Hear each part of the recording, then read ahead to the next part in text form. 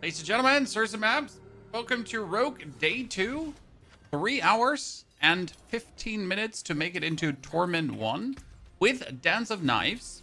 So we're going to keep playing Dance of Knives in Torment 1 now. And at the same time, we're going to develop the Orphan Maker build. So this is going to be a 2-in-1 build stream, where it's about 2 builds at the same time. But I feel like it would be a mistake to just go away from Dance of Knives ASAP, as that should be the prevalent way to farm Helltides, Infernal Hordes, and whatsoever. So what we need to get right now is our vampiric power, our chaotic perk hit and run. So Dance of Knives gets even stronger, and then to experiment around with some other things. Mick, howdy partner. Good to see you there. Like this is just too good to just not do in Torment 1, right? No matter how strong, how good the Orphan Maker is, it's just a tad too powerful to ignore. I'm gonna have to farm now some items because I need to get some uniques. So when we have our Orphan Maker, but we obviously need a better Orphan Maker too on top. Okay, that's the first thing already done. Nice. We're hoping for a compass very quick. I gotta go to sleep. Brother, rest well. Thank you for being here for the time. Okay, that's a greater chaotic shenanigans. That's amazing. This could already be chaos armor for my rogue. Just like that. You know, game just started. So Kolaka, good to see you there. Okay, we need to open chests. We need to slay harbingers. Overall, just have a good time. Find some enemies. Hopefully get a compass. I guess the easiest way to get a compass would be Chaos Rift. Honestly, it's probably the easier way. I'm trying to farm the horde right now. We need one compass to really get strong. So we're gonna open a Chaos Rift Nightmare Dungeon. And then just try to get ourselves a compass, right? As we then zoom around, as we then swap over to the Orphan Maker for bossing. And as we then make the Dance of Knives even stronger. So it's going to be really interesting. I'm also planning to do the Dance of Knives poison version, as that is actually quite intriguing. But you can't do the Dance of Knives poison version right away in Torment 1. You can do it later on after you acquired some power. You can't just immediately swap over to it, because you have a few prerequisites to meet first. I think that's what should be possible in Torment 1. Wow. Torment 2 probably. Let's see about that. You can't definitely wait to make the Orphan Maker version work. Okay, no chaotic rifts in this one? Oh. I mean, seriously? Not a single chaotic rift? Pretty weak. And I already saw chaotic rift on the other side of the dungeon, but oh, that's the first one.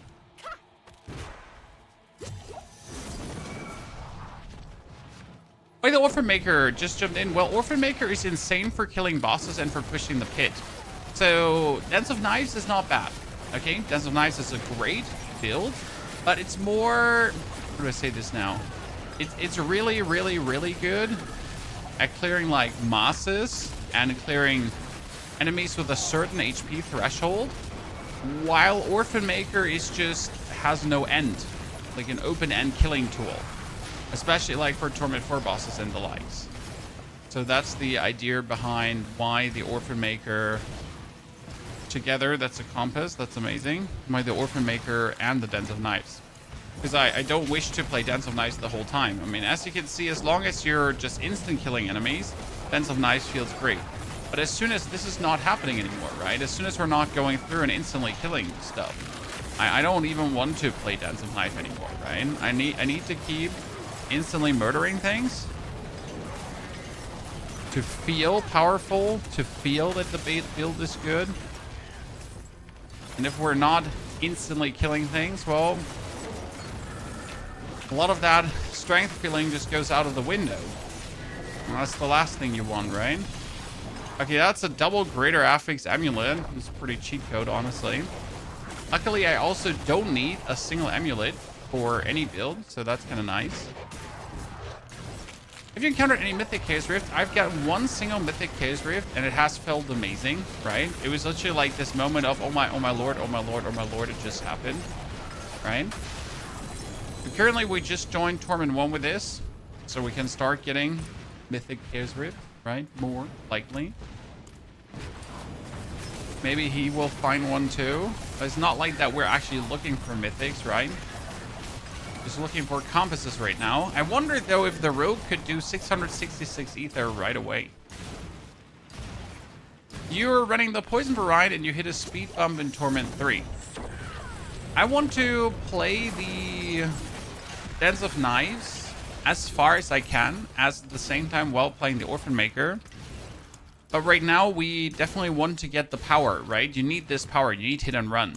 Without hit and run, this is just like silly levels of weaker. Because you're pretty much getting 50% more damage, 50% more damage, 50% more damage, 50% more damage. That's amazing.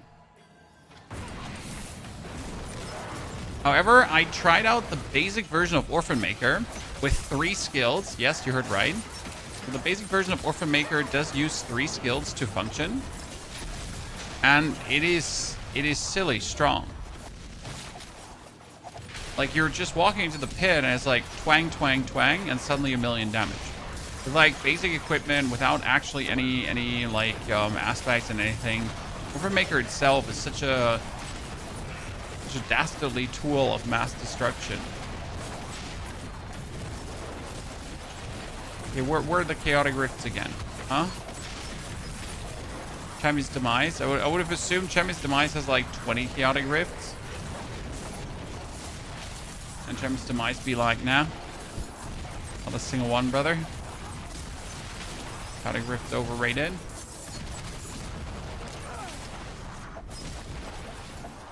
And at least we're not slow as we're going through things. That's me happy. Come on, I'm just in need here of an Infernal Compass. Yes, we could take the Infernal Compass from my other lads. But doing that, so we're not instantly spending all our Paragon points, in case you're new. We're going a bit through the actual progression that you would go through.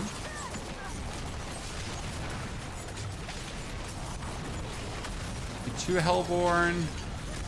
Well, that's double compass. That's what I like to see. Should probably give me what I'm looking for, right? And if that's 2 blue compasses now, we're throwing hands. That's for sure.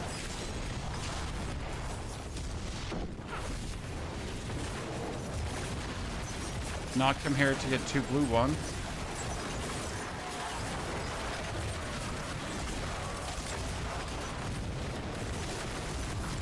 Which difficulty? Oh, this is right now Torment 1. I mean, this character is 3 hours and 30 minutes old. So he just got launched yesterday. Today we are on day 2. And we're hoping to go relatively swift through the Torment tiers. I kind of have a feeling that Rogue will have an easy time, at least Torment 2 and Torment 3. Not sure how the Torment 4 jump will be, so how much effort we gotta put into that. But for Torment 2 and 3, it should be simple. Is there a way to optimize the Poison Ranger with a bow and PoE 2? Nope, that one is a gas grenade version. You can probably make a bow version too, brother. My version is the gas grenade version. It is fully on crossbows, not on bows.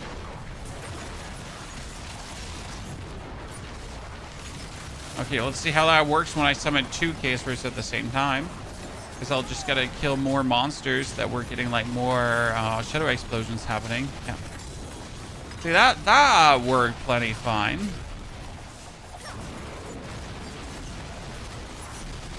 How do you survive in tier 4? I get one shot too many times and resist cap and 12k HP. Well, 12k HP is nice, but 20k would be better. It's not about HP, it's also about damage reduction. So if you have missed the video, we have a whole video on that topic that we recently released. on like resistances, damage reduction, all that kind of stuff.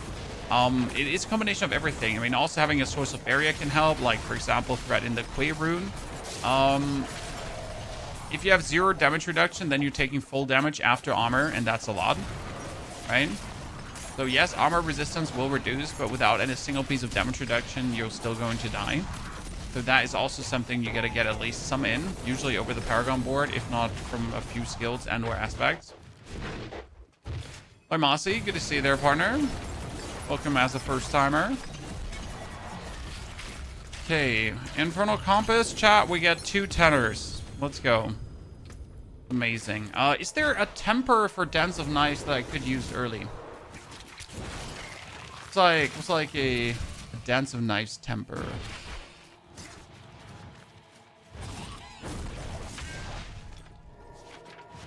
Like, how much per Dark Shroud? How much per Dark Shroud if we get Dark Shrouds? And I should definitely try to get the Umbrous aspect roll in, right? What is this? That's damage and fire resistance. I'm so just going to destroy that item because I'm so, like, annoyed by it existing. Right? Oh, we get a chaotic unique, chat. From the KS1. It is a Pit Fighter's Goal. Don't need it, but it's going to come into the box of riches. Need to break down all these items because I need aspects. Like, I'm literally missing so many aspects to make things work. It's crazy. We are... Yep, let's try without any further ado, without any further changes. Like, again, I don't have the aspects. I don't have the star shards. I am missing absolutely what I need, right? Yeah, I get the starlight aspect. I would need star shards. I would need so many things. It's kind of not even funny anymore. But yeah. What can we do? Yeah, I get nothing. I mean, we are still looking also for the poison ones like Contamination and Bursting Venom. Finally, we have Bursting Venom. We can at least put that one on. That we use it much, but we're working towards it.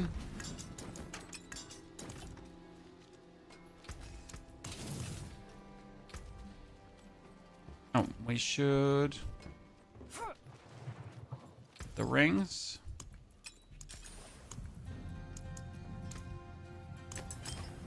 One skull.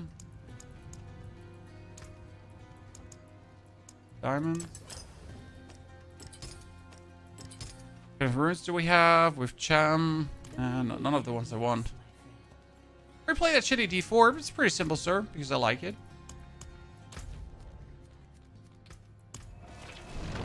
Ta-da. I actually like it. It's fun and enjoyable. Have you played Barb yet? No, Zingaris. We haven't done Barb yet. And I'm also not sure if I really want to do Barb this season. Not that Barb is completely horrible. It's just that the builds are somewhat boring. Oh, wow. Can I really do Lords? We'll see.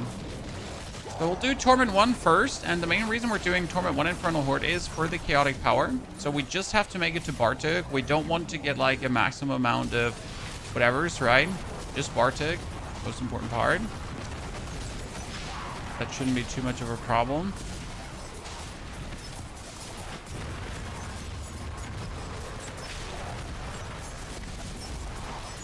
See how much damage we're actually going to be outputting. Ether Lord coming.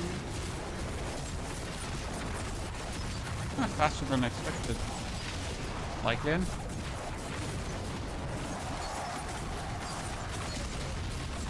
Would expect a bit more fighting back here. Is your PoE more popular? Depends on the patch, brother. So if PoE has a new season, very popular. If Diablo has a new season, very popular. If both of them don't have a new season right now, player numbers dropping like flies. That's what it all comes down to. Hot new content. Ether events happen faster. I like that. Does imbuing Dance of Knives just last infinitely? Yes. Dance of Knives is a channel, right? And if you snapshot into that ability, snapshot, it pretty much goes from the beginning to the end. Super beaut.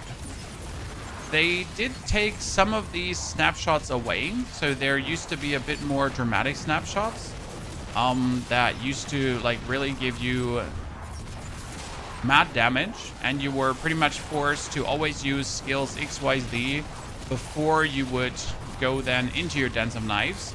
They actually put that away because it was a bit too, like, they were a bit too strong combinations, and reduced that to still full value where things are happening.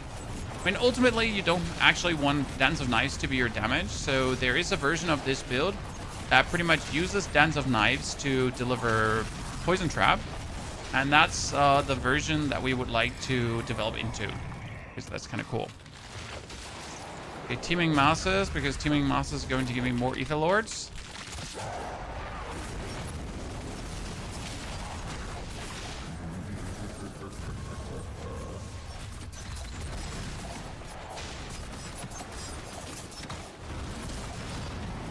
Dropped this game in Season 2, tried Season 4, only get to level 40 before quitting again. What have they done to improve since then? Well, you don't have 100 levels anymore, brother. We're down to 60 levels now. So it's a complete different game in that regard, right? The whole leveling is faster and quicker. Instead of taking 20 hours to the end game, you take now 3 to 10 hours to the end game. And then you can already work on going through the Torment tiers, which also did not exist before. Actually, like, if you haven't played past Season 6, you have definitely missed some changes.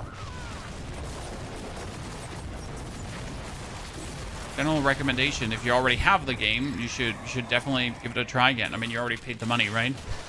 At this point, like, if you stop playing the game before Season 6, correct me if I'm wrong, you might as well give it another try because you already paid for it, right? Your money's gone. I mean, it can only disappoint you again, you know, right? You've already been disappointed once, so you might just get disappointed again, or you might actually like the changes and it turns out pretty good. Sure, good to see you there, brother. I did enjoy this season. It's already boring. I gotta disagree, sir. I am, like, at my 5th character now to 60. And I personally, after this, obviously have the Barbarian still I want to check out. But most importantly, I have a couple of builds that I desperately need to test if they work. Like, I really want to do a Meteor Sword, because I love the idea of having Meteors consistently overpower and go crazy. But I get that not everyone is, like, having this level of intrigue that they want to see, does this shit work? Yeah, because that's like the main interesting part for me, right? Like really, does this shit actually work, right? Can we get this rolling? There's so many intriguing builds. Okay, we're definitely gonna get 666 ether on our first horde. Come on, chat. Bangarang, I love to see that. You put effort into a flurry build yet? No, David. We started with Dens of Knives, okay? And with the Dens of Knives, we're going to be transitioning into Orphan Maker. However, at the same time as we're transitioning into Orphan Maker, we will keep Dens of Knives active because Dens of Knives is great for this farming, while Orphan Maker is good for boss killing and pit pushing. So I'm pretty much going to create a build that allows me to easily dominate Torment 4 bosses with Rogue with minimal effort, while at the same time having a build that also allows me to farm all the other content with minimal effort. And then I'll have 2 minimal effort builds that are actually turning out to be quite impressively strong, and that super easy, right? Because Dens of Knives gets like super powerful with a few Paragon legendary nodes and with a boss power, plus then obviously the aspects if you then get them, and you don't need many mythical items to make the power of the build even stronger. Mythical items, legendary items, sorry. So I think that sounds pretty promising to me. And I really want to know how that turns out. Okay, Hellborn, Ether, Hellborn, Hellish Masses. No. They're all terrible, I guess. Orphan Maker's there. Link, Lois. No, sorry, there's no link yet. This is all, like, still in my head. So I kind of know how to play Orphan Maker. We have a 3 skill build. I can show you how Orphan Maker functions. So you see here the Dens of Knives already. The thing is, I don't have any of the aspects or actual uniques I really need for Orphan Maker. So right now, as much as the build works, it is far from any kind of power level where it should be. Because I need to get like the items, and then I need to get the aspect, and like there's still a lot of things to fall together before you can play it. But technically, as soon as you have Orphan Maker, technically you can right away go play it, right? So you could, like, you get Orphan Maker and you just start rocking the build. However, that it won't be the strongest, so might not be the smartest decision to actually do that.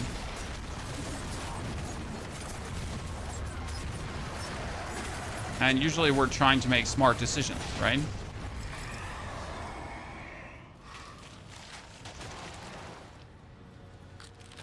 The class needs a lot of reworks. Dance of Nice animation is bad to see. Honestly, I kind of like how Dance of Nice works. However, like, it's a bit clunky, especially with higher life, right? Because you feel like that you have no influence. Like, how do I say this now? If you have a build that scales with attack speed, you at least know, hey, I just spam my skill and I attack more, right? But if I now get more attack speed, then Dance of Nice gets stronger. Yay, congratulations. But you don't actually feel like that you're increasing your attack speed. You're not throwing knives faster. And it doesn't feel like you're actually influencing your damage directly as you would other builds, for example. And that can feel bad at times. I mean, that being said, the build or Dance of Nice, I mean, I got Torment 1, right? We pretty much have, like, I got the bow from Obol Gambling, so that's the only thing I got myself, a greater affix crossbow. Didn't change a skill point, put in like 80 Paragon points, no, 60 Paragon points so far, so not even much, right? So this is just running 60 Paragon points, and you're just blasting.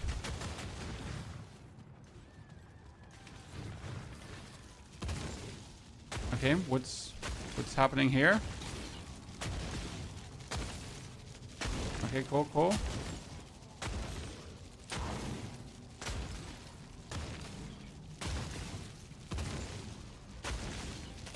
So,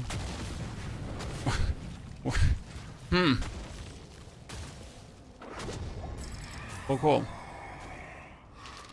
This did not have me worried at all, chat. I'm a professional, right? I know that the build barely, that the game barely functions at times.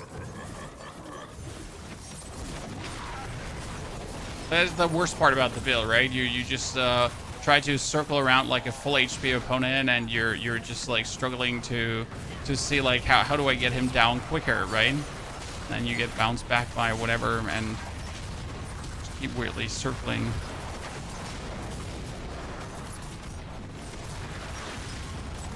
Then you kill all these bosses, and they're pooping out like 30 ether per kill, and suddenly we're just bopping in ether.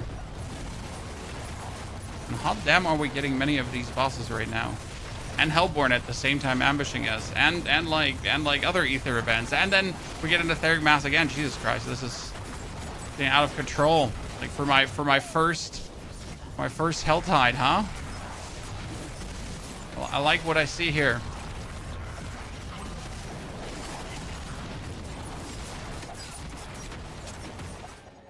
Okay, 820 ether. Okay, should you not despawn, sir? The timer's up. Oh, this Helltide is cursed right now. And that dude should have respawned a while ago. And not that I will not complain, right? But I'm confusion. We're just bugging this even more. I fell through the map twice in one Nightmare Dungeon. I have never had that happen to me. That's an achievement, sir. Especially doing it twice. One would ask yourself, how did you not, like, you know, how did you stop on the first time?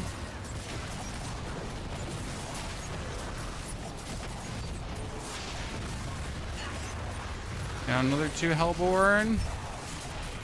No, I just gotta, like, fly with my knives close enough to the sun, and I'll just kill the Moss while I also kill this Ether Lord.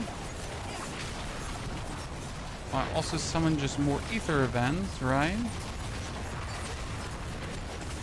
This is like 2 Lords, 2 Hellborn. Goodness Christ. I'm gonna have to, you know what? I'm not even gonna take off the side. I'm gonna give myself even more, what's it called again? I'm gonna get myself more gear. Maybe I can even get a Scoundrel's Leather or something like that.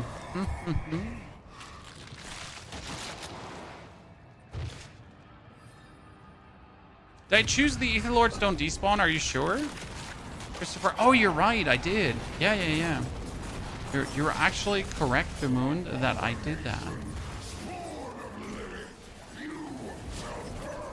I usually pay attention to what we take, but, well, usually it's not always.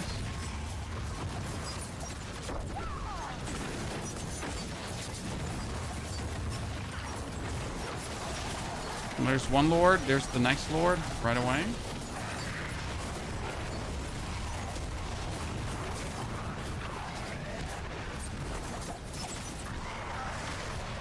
Okay, they all just died in one big explosion. Did they, though, die in one big explosion? I mean, I'm genuinely wondering what actually happened there. Because I don't feel like I did the damage to kill them all. Not that we would be complaining.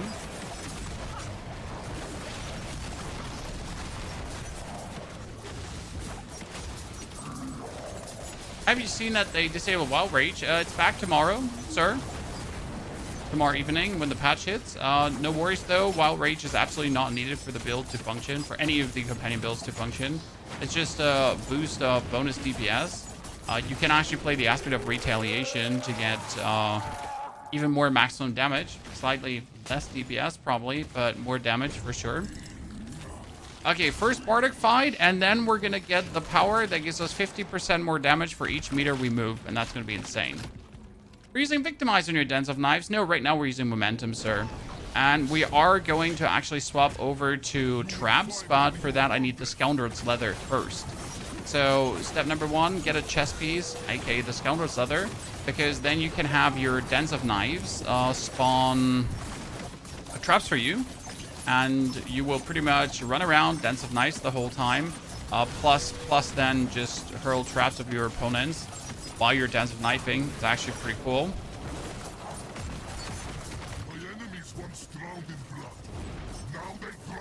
Oh, I'm so going to kill myself, probably. Torment level, you're on Torment 1, sir. It's our new character. Not do more than Torment 1 yet. It's not true. He could probably instantly do Torment 2 as soon as I get this power here, because that's hit and run is 50% more damage. And the more you move, the more damage. Temerity, no. Word of Hakan, no. Another Orphan Maker with 300%? Oh, damn, that's a maxed out Orphan Maker. Forget the other one. This one is the new King of Ding-a-Ling now. Finally get some greater affix item that we don't need. That's unfortunate. For 3J Crossbow, Dex HP and Voln, I'd like to donate. Oh, no, David. Thank you very much for offering. We do not take any handouts. We have to earn everything for our builds, or we're breaking the self-made rules. Right? I have a few self-made rules that I have to stick to because reasons. So, by the way, this is here. Let me quickly save the build. And let's go over to the Orphan Maker for a second, just so you can see what Orphan Maker is about. So this is Orphan Maker. All right. Orphan Maker is all about using skills in a rotation to do damage, right? So I can quickly show you. I mean, obviously, like, we still have the same gear, right? No aspects, nothing. So just to give you a feeling for the Orphan Maker, it also does have less skill points. I think I want to...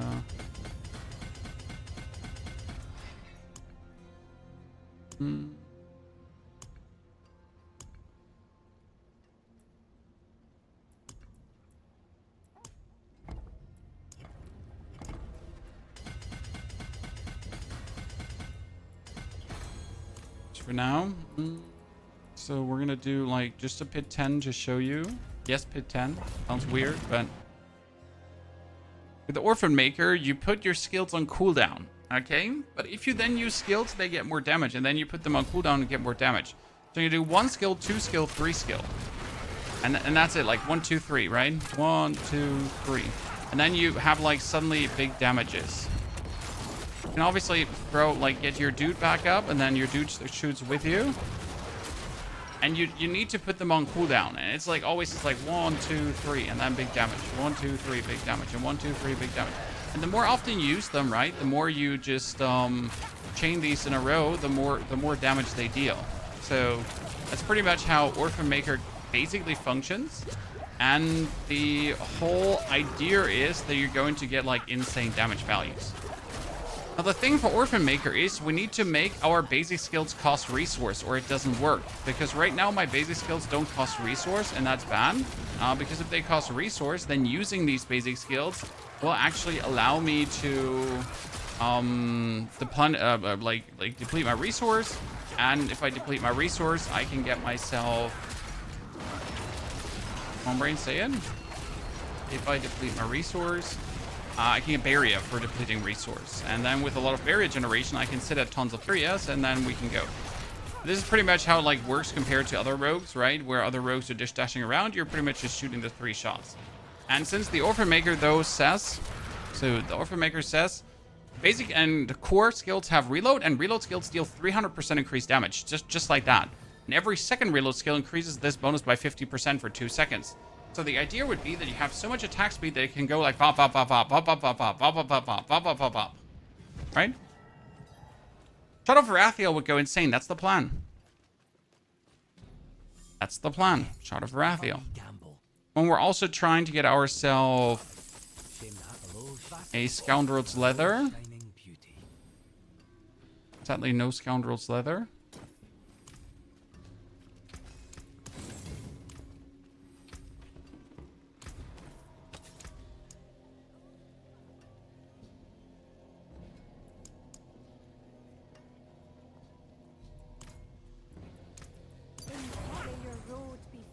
To save this. And we're swapping back to the Dens of Knives.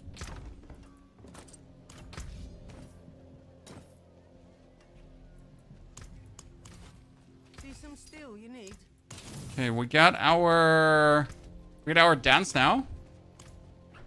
I wanted to know, can I just go into Torment 2 with that dance? No more aspects, nothing changing, right? How much more damage does that dance? Because 50, 50, 50, 50. Level 46 glyphs are enough for Pit 100. Depends on the build. Serpent. My Druid? Yeah, it's enough. So now Dens of Knives, like the more I pretty much go around, the stronger it gets, right? Yeah, there was a 600k hit already, so that was brilliant. And if I stand still, I lose damage. Now the interesting part is that this power is going to be even stronger after the patch. So right now, this power does 50% more damage, right? For every 15 meters you travel. Well, this 15% more damage, 50, is actually being up to 70. So that's 70, 140, 210, instead of 50, 50, 50, 50. That was pretty good.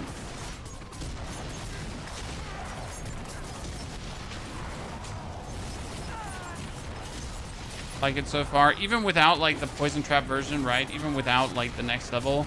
So just with the chaotic power, I can pretty much go from Torment 1 to 2. It's pretty good. I mean, get into Torment 1, right? Pick up chaotic power, boom, Torment 2. It's kind of like what you wish for, correct? This is the level of advancement you would want to have.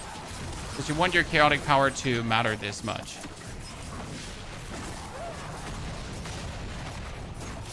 We recommend as the best class for intro to Diablo 4. We have discussed this quite thoroughly recently. I personally feel that Necromancer is one of the best because it's very easy to play and helps you with the Necro dudes in the beginning. Sword can be somewhat squishy feeling. Would not recommend Rogue because Rogue is a bit tricky. People have said Spiritborn is quite nice if you have the expansion. Bar pass 4 weapons, which gives you a breadth of choice in terms of aspects. Makes it quite simple. But you might struggle to understand how to scale your damage.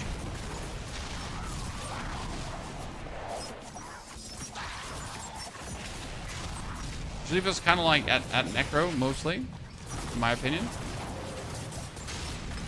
However, you're playing the campaign in the beginning of Diablo 4, and the campaign, everything is different, right? Because in the campaign, everything kind of works. Druid is very nice. You can't really die with Druid. But until you get your spirit powers, Druid will feel weird. Weird, because you have to create your own spirit, right? It's like, compared to the other classes that automatically restore their spirit, with Druid, you still have to do it yourself. That can feel kind of right? You don't know why do I have to like create my own spirit?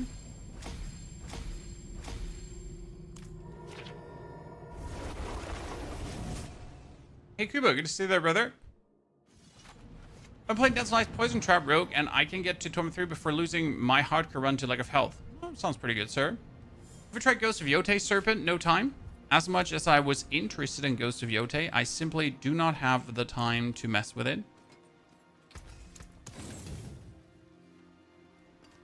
Wonder if I should take the Aerostorm aspect for the time being. Right, there are some Aerostorm aspects where your marksman and cutthroat skills can do like weird Aerostorms, so might as well just put that on. I'm in Torment 2 now. Okay, so in Torment 2...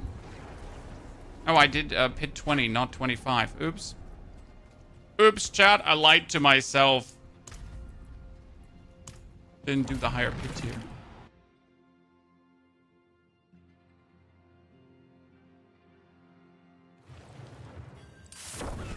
Okay, on we go. Yeah, damage still good. Nice. Move more damage. What I like to see. Perfection. You've made my PoE2 experience exceptional. Well, happy you're giving Diablo a try. Keep in mind that playing Diablo for the first time and playing a season are vastly different experiences in this game. So it's not like Path of Exile where actually playing the season and playing the campaign are the same, right? The first time Diablo playthrough is really something magical, I'll say, personally. Like, you go through the story, right? You figure out what's going on in Sanctuary, you kill some cool bosses, you discover all the mechanics. It's quite nice.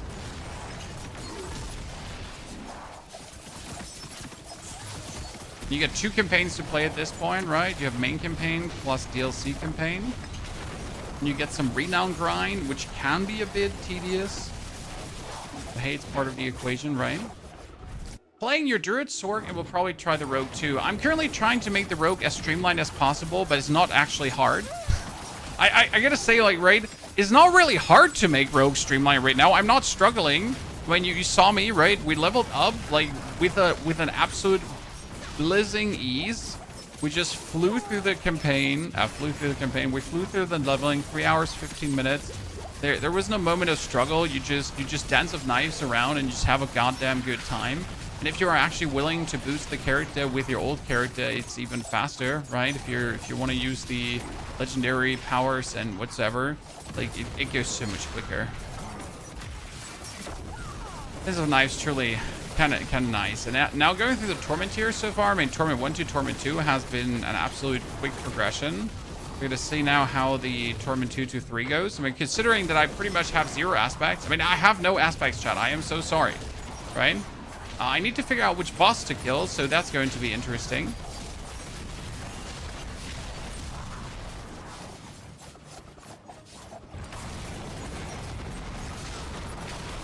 And we now need to go and kill a boss for a Scoundrel's Leather. Because with a Scoundrel's Leather, I could swap this version over to the Poison Trap version and could do even more damage. And then I could prepare for the Orphan Maker. Right? And we could finally prepare for the Orphan Maker.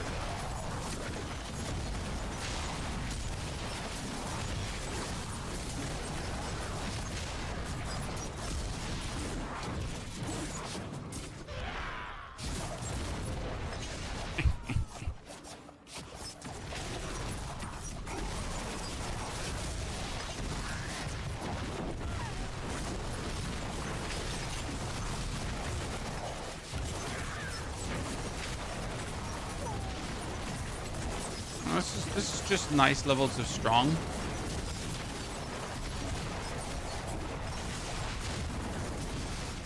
But it feels a bit like Evade Spiritborn in terms of like how long do you want to do it. Bit better though, because like this movement for Dens of Knives is at least smooth, right? Problem with Evade Spiritborn has always been like this jerky movement where you're going like poison. Hit her with the poison.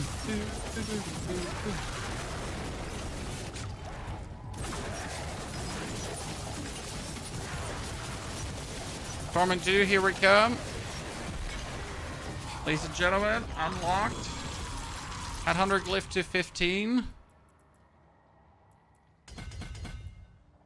At least one glyph unlocked.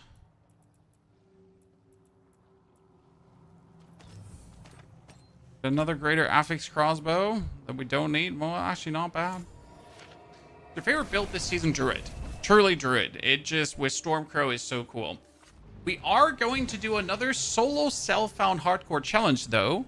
And in that solo self-found hardcore challenge, I will play Pulverized Druid. Not because it's so much better than the other Druid, but because I really want to do it. Right?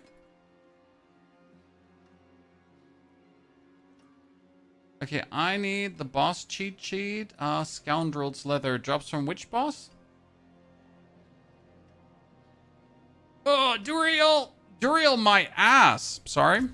Language. That is not what I was really looking forward to. What do you need Scoundrel's Leather for Poison Dance? I thought Bursting Venom spawns all the traps. You need that for your traps to be core skills. Haha, sir, I see. You have been not aware of what is happening. So I am here to remedy your misunderstanding. You're not wrong about the Bursting Venom. So Bursting Venom here, Poison Imbued skills have a chance to deploy Poison Trap while you have a Poison Trap equipped. Okay, very good. Love that. But in order for that to actually work, to then be able to scale the Poison Trap, you need to make your Poison Trap a core skill. Because if your Poison Trap is a core skill, you can just scale it with more things. Right? That's the idea behind that.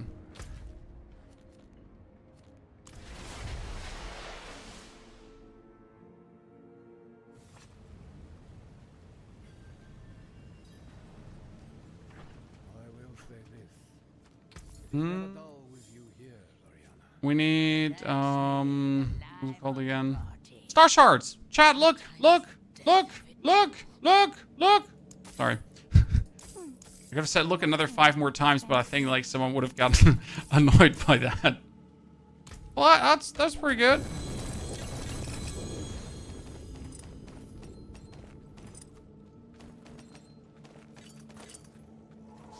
Well, there's simple, chat. Let's fucking go. Let's mess some shit up.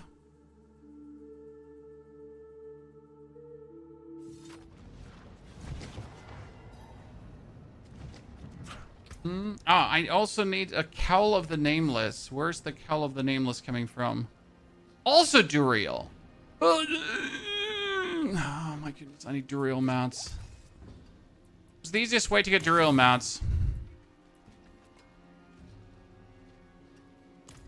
Okay, we got it, ladies and gentlemen. The aspect of the Star Shards. Finally. You usually don't play this on your channel weapon. You play a different aspect there, but since I don't have anything, like, we're good. So what the Star Shard says, nice from Denso Nice, have a chance to shatter into 6 shards, metal, dealing physical damage, and that's kind of cool. Is it worth switching from D3 to D4? What? People still play D3? Stupid question. People also still play D2.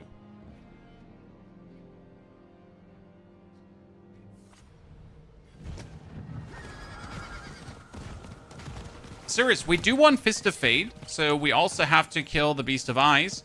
But you notice we don't have the materials to do all of these things at the same time. The best thing you can do right now in the beginning is summon the lady. Why the lady? Because the lady is what you need for... Oh my goodness, look at the damage we're doing. I mean, we just arrived into Torment 2, okay, chat? So character 3.5 hours old, right? My equipment is shit. Like, look at this. This is all 750 items. My aspects are shit. And we're able to just rampage over Torment 2. This is like the feeling you want to have. This is fantastic, and I really like it. So Rogue is definitely getting a +1/+1 compared to the Spiritborn. Because Spiritborn did not feel that good getting here, right? You needed a bit more tinkering and twerking and twiddly-deeding. That's nice.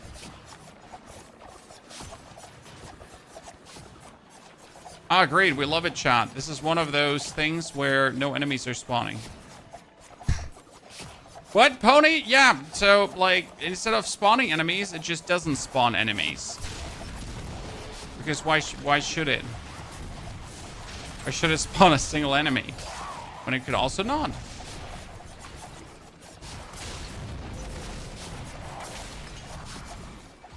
You're Paragon 240, Adapt Tilly. This is my 5th character.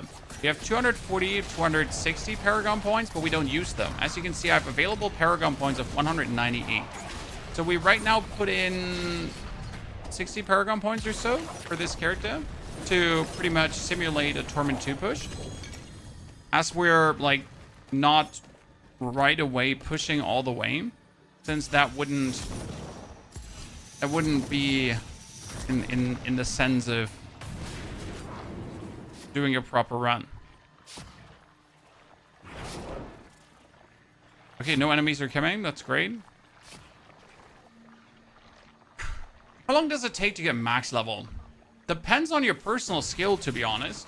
Like, I get max level in 3 to 3.5 hours currently, right?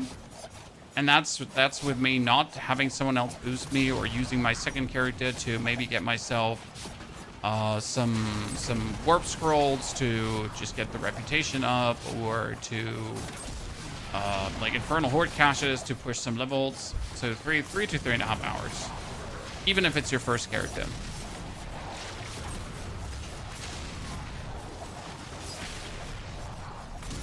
Right? If you play with friends, it's actually faster because you get more experience with friends. Even if you play with complete strangers, it's faster because you get more experience as long as you have complete strangers close to you. Kimberly, thank you for the 180 bitty titties. Dankeschön. Look at those malignant hearts. Okay, come on, one more. Gonna use my hearts here. Gonna get myself the blood. I mean, look at this, chat. I'm sitting at 27 blood. And why do we need so much blood? Blood is for Lord Zur. So the more blood we have, the more Zur we can do. And the more Zur we can do, the more Orphan Makers we get. Because the Orphan Maker is actually from Zur. Is the Orphan Maker build going to be good if you don't have Vessel of Hatred? I don't know.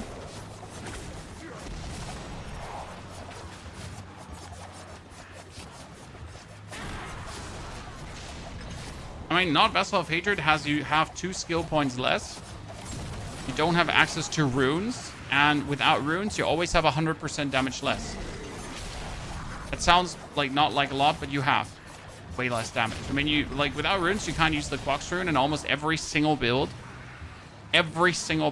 uses the Quox rune to then do a tremendous amount of bonus damage. And T4, no sir, this character is not ready for tier 4. This character just got where it wanted to go. Still in tier 1? Exactly. Forgot to swap to tier 2. Okay. Is the Orphan Maker build going to be... no, that was not the question I was looking for. Are you going to use the gloves to spam traps? The rose gloves? No, we would prefer to use Fist of Fate. Because Fist of Fate is lucky hit, and then you can spawn over lucky hit a lot of shenanigans. It's usually what you do.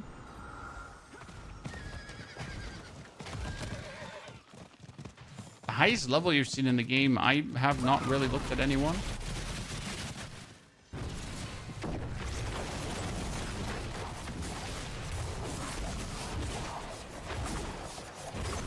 I don't know if there's already 300s running around, but it's also not really like something to look forward to. By the way, that the difference between Torment 1 and 2 is non-existent for the Rogue. I'd love to see it.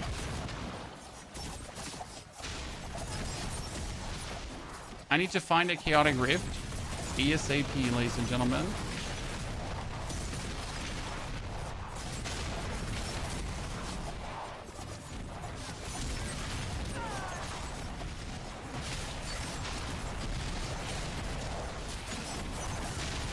Our biggest issue is that we kill things like behind us and then we don't pick up the cinders, so we're kind of like not getting all the cinders that we could be getting.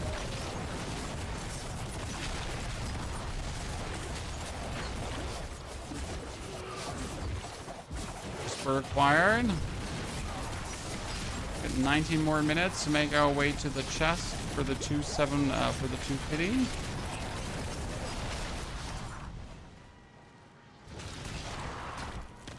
Honestly, that aspect of the star shards was really needed to push you to the next level. So even with the chaotic perk, without star shards, I would probably knock on Torment 2, right?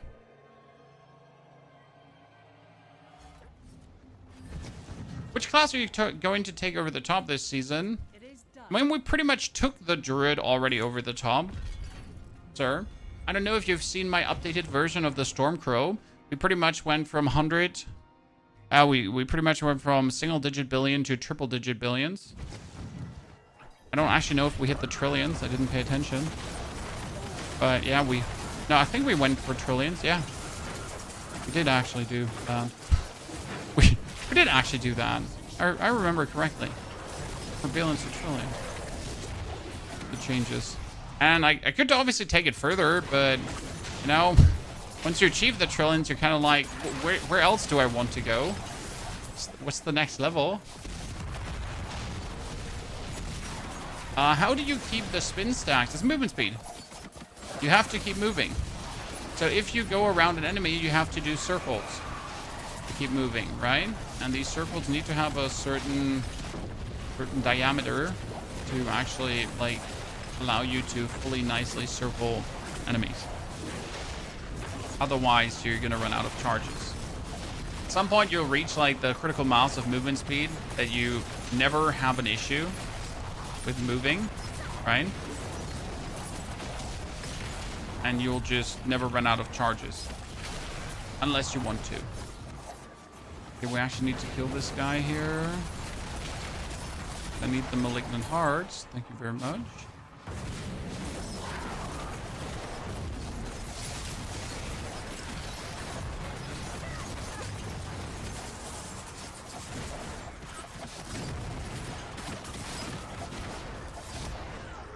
Okay, we need to find chaotic rifts. This we have not done so far. We got steel, that's good. Cataclysm Druid was OP in Season 7. Yeah, but Cataclysm Druid was also functionally broken. So, I mean, you know, it was at a point where it shouldn't be. And I like Cataclysm Druid, don't get me wrong. But the whole overpower snapshotting was obviously eh. And obviously now with the nerf of overpowering, the build got hit. Still kind of works, but I prefer to integrate Cataclysm than just wholly rely on Cataclysm as my main source of damage. Cataclysm is still used. Exactly, Cataclysm is still used, but you're not just the Cataclysm anymore.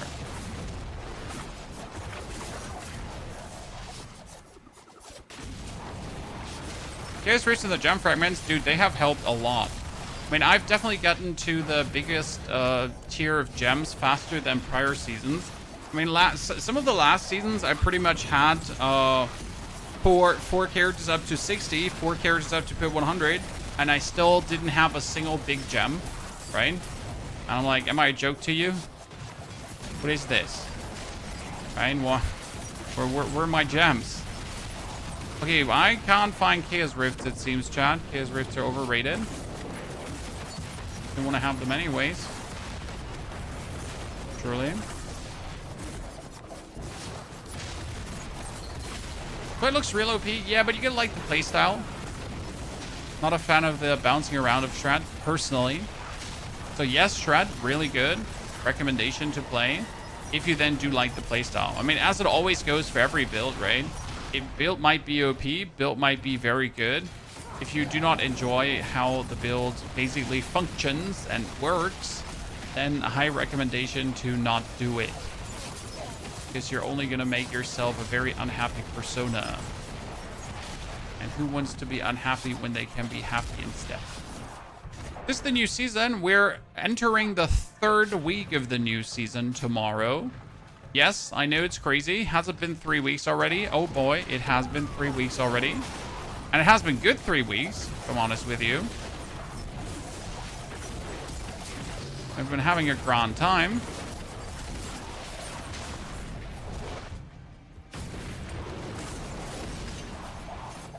Currently in the last 2 classes, Barbarian and Rogue, after having covered all the others. And today we're pushing the Rogue from Torment 1 to Torment 4. We already skipped over Torment 1 pretty much. I think we spent a grand total of 30 minutes in Torment 1. Get a compass, farm the power, jump to Torment 2.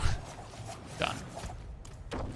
That has been the grand total of my time in Torment 1. Mage still the easiest job. No, Druid. Definitely Druid. I mean, Mage is great because Mage has, like, is Undying as soon as you have your Chaotic Hurt Mana Shield.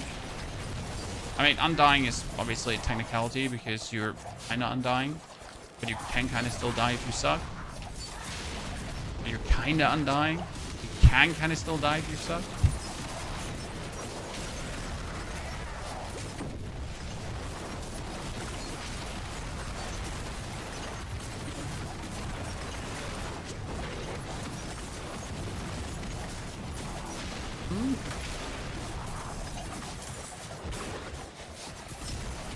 Don't give me Infernal Ward. I am looking forward to be getting... Yeah, this is going way too good with those Star Shard aspects, like, popping off. I want a Scoundrel's Leather, ASAP, and a Shroud. A Cowl of the Nameless. Sorry, not Shroud.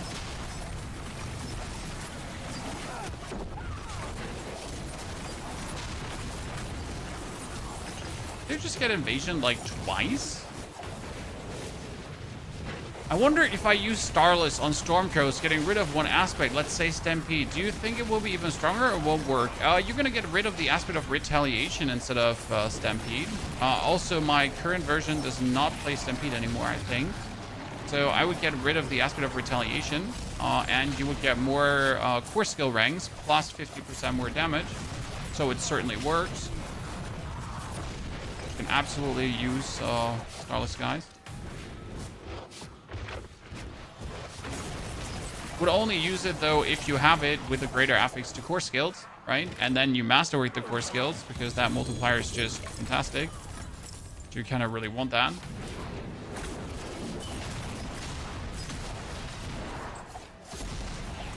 That's something to consider. Okay, we get ourselves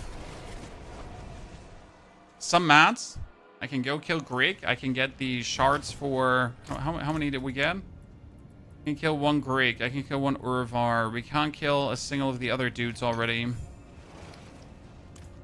we actually start using a... Hold again. Instances. Okay, we got ourselves a pair of boots, chat. 3 agility skills. Not that we need it, but we have it.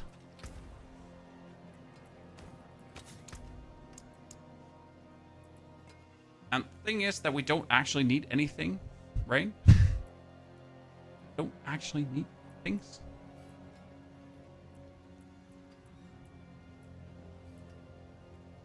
We could just do random dazing if we wanted to. Probably. We don't need a random ability aspect. They don't do anything for us. I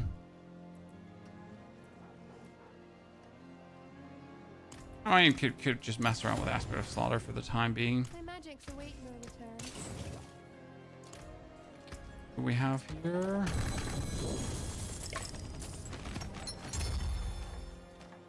All kind of useless.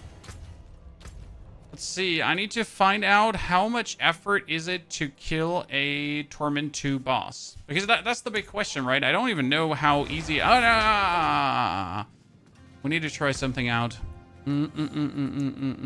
Equip Orphan Maker. Oh, wait. Dance. Override.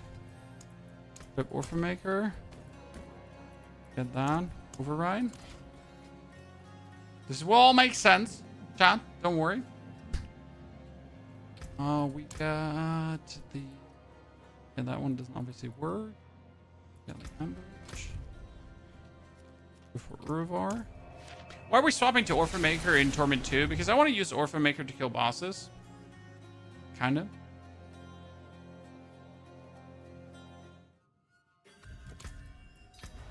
I need Unpredictable Alchemy. Unstable Power. Probably. And I need Mark Guard.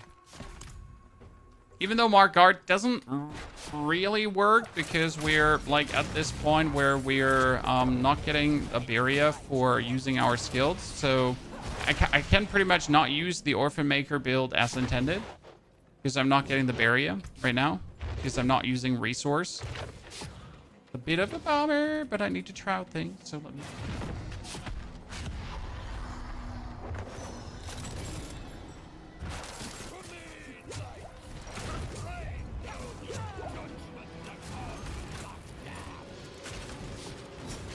Now the Orphan Maker needs a bit more to do this.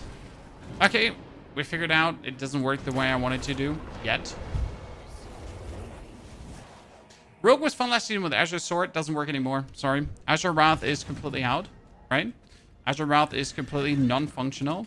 So until we get the shot of Arathiel, I can't mess with Torment 2 stuff. Right, that's good to know.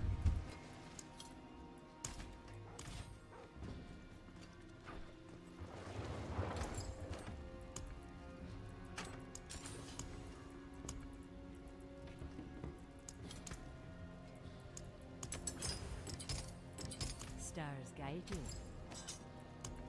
The stars made manifest. Do we need the royals? Nah, not really, but we still have them all. It's gonna be the next expansion for PoE 2. Technically in 2 months. 3 months? I think 3 months. 3 months. Okay, let's see what we can do to Mr. Urvar. Oh, it seems like he does not swap. No, he does swap power. No, he does not swap power.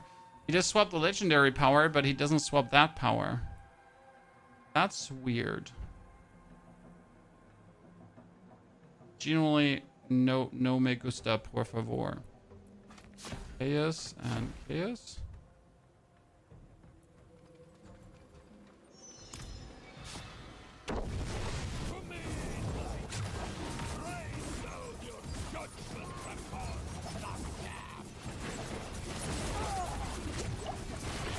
Wonder how much damage. Oh, oops. Oops. Wonder how much damage it would be if we do poison damage to him. Right? We switch Cal of the Nameless for Fist of Fate once you get it. You can play both. Why swap when you can play both? Right? What runes should I run if I only have Gathlins, Killed, and Mjolnir for the Stormcrow? You can still run Quox.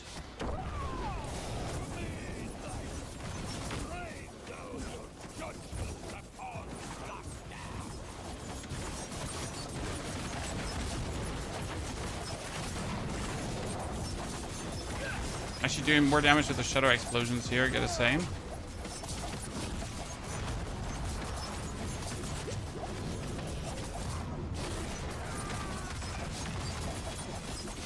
I can kind of kill a Torment 2 boss, but it's kind of like kind of kill a Torment 2 boss, right?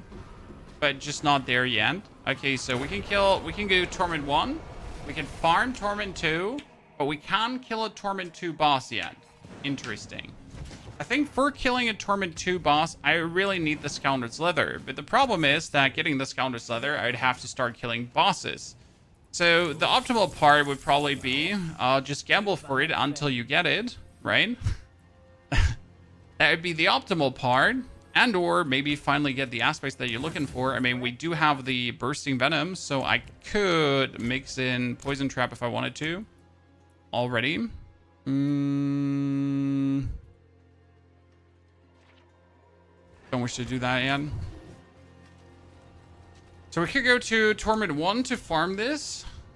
That's the question. Is it worth it to farm this in Torment 1? Gotta consider, like, right, do you really want to do that? I need to wait before I do this. I need to try out a Chaos Rift in Torment. Endless Gates, Endless Gates. I hate Endless Gates. Kelbol's Mines is fine. Endless Gates like a stinker. I don't like that. I got Shard of Rathiel with a GA max resource and a 95 roll if you want. No, I have a Shard of Rathiel, sir. And not the point. Shard drops from Gregoire, right?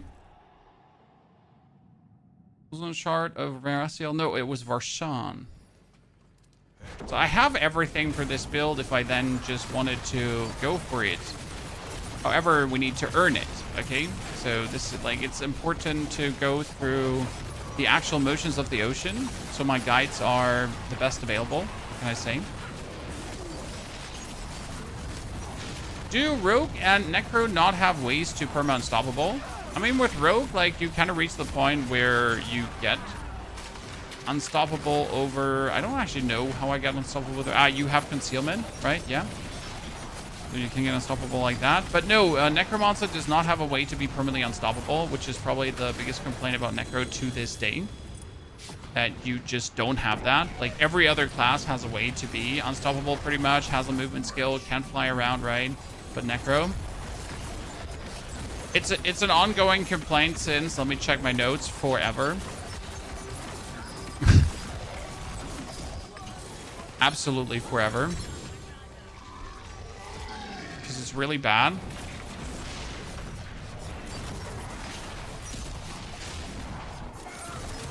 Why can't my Necromancer be unstoppable? While everyone else is unstoppable.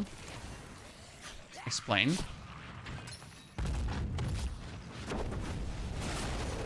Yeah, so nice gameplay is similar to Sork. Yes. It does feel like that, Katie. I personally really dig Dens of Nice for, like, I mean, look at the speed farming now. Like, I just want to speed farm Chaos Rifts, right? To get myself compasses. I just want to speed farm Chaos Rifts to get the warp or whatever. Dens of Nice just feels pristine. Again, considering that I'm not even remotely playing the maxed out version, we're pretty much can do Chaos Rifts to also get like a bunch of greater affixed items, because that's what Chaos Rifts are right good for.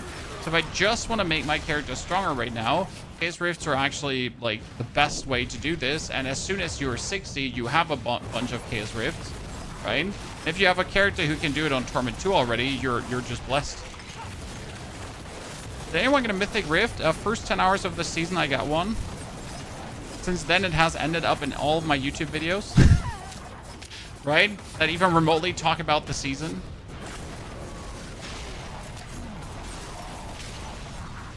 Like, oh, look! Mythical Rift, it's possible. I swear, everyone can get them.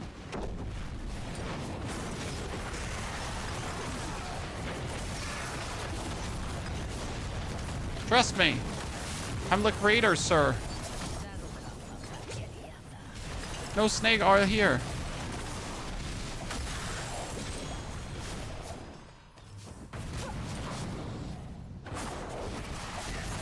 Oh, you get a Rift and you get a Doombringer. Yeah, you get robbed, sir. Broad daylight robbery. And not the good kind of broad daylight robbery. I don't actually know what the good kind of broad daylight robbery is, okay? Just saying. Not implying there's one.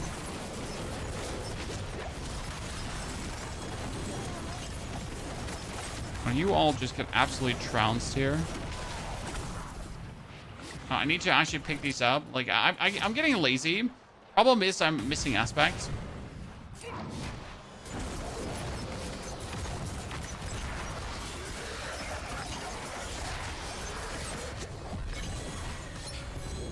So I have no right to actually get lazy. Crown Evolution, that is so absolutely random and I hate it.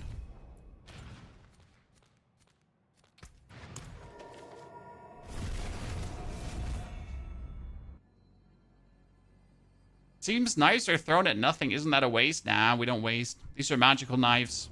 They don't hit anyone. They land back in my pocket. And then I throw them again and again and again and again. Okay, I could get a layer cache for boss layer materials.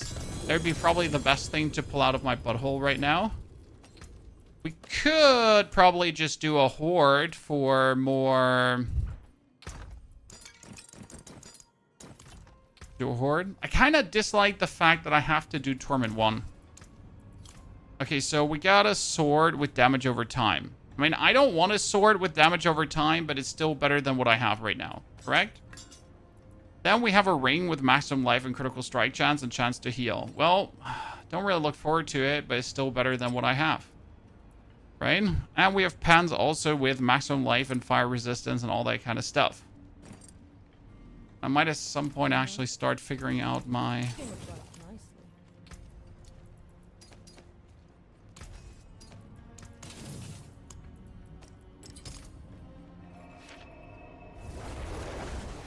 What about the Undercity for boss summoning muds? I don't have the... What's it called again?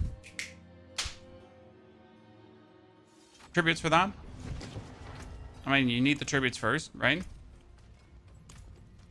There is magic in all things. Okay, Dance of Knives wants the Star Shard aspect, and we technically want the True Side. The True... Aspect of True Side. It gives us here, like, deal increased critical strike damage to enemies marked by inner side. While inner side is full, gain increased damage, so that's not bad. So have the Kanjar. We wanted to have... Ring have the subterfuge skill bonus ranks. Hurt to have. How shall I gauge my hammer? Let me reroll that damage over time because I really, really, really don't want damage over time. Right? In any capacity. That's dexterity for the time being. And let's re-roll that chance to heal to anything that's not chance to heal.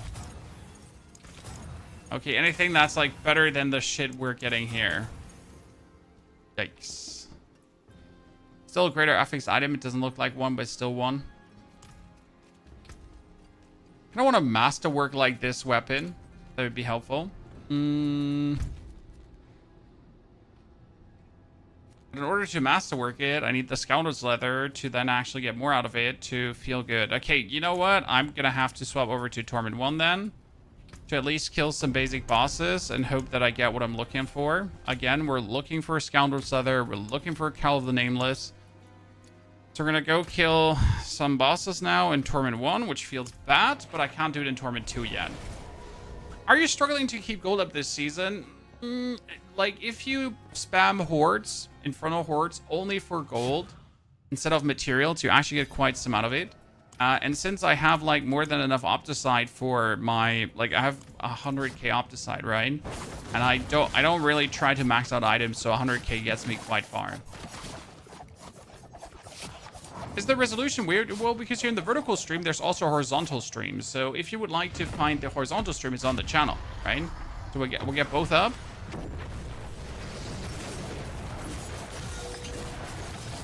And you're allowed to join the one that gives you the better viewing experience.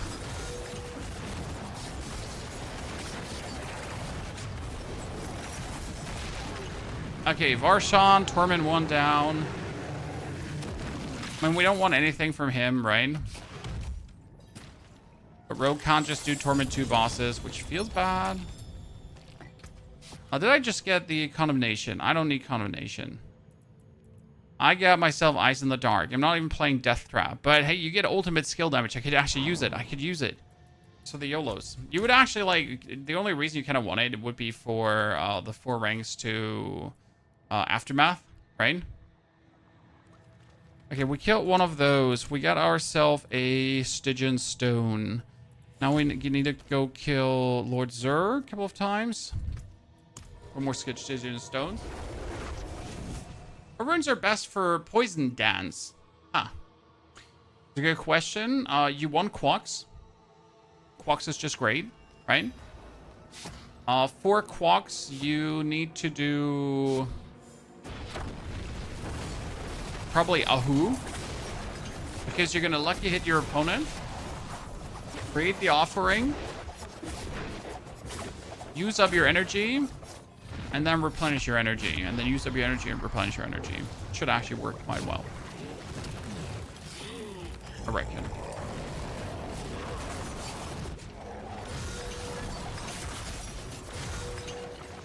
Yeah, see, Torment 1 dies crazy. Torment 2 sadly doesn't die that crazy. And I wonder if I would masterwork my weapon. Like, so if I should try to masterwork my weapon in the direction of where I need it to be.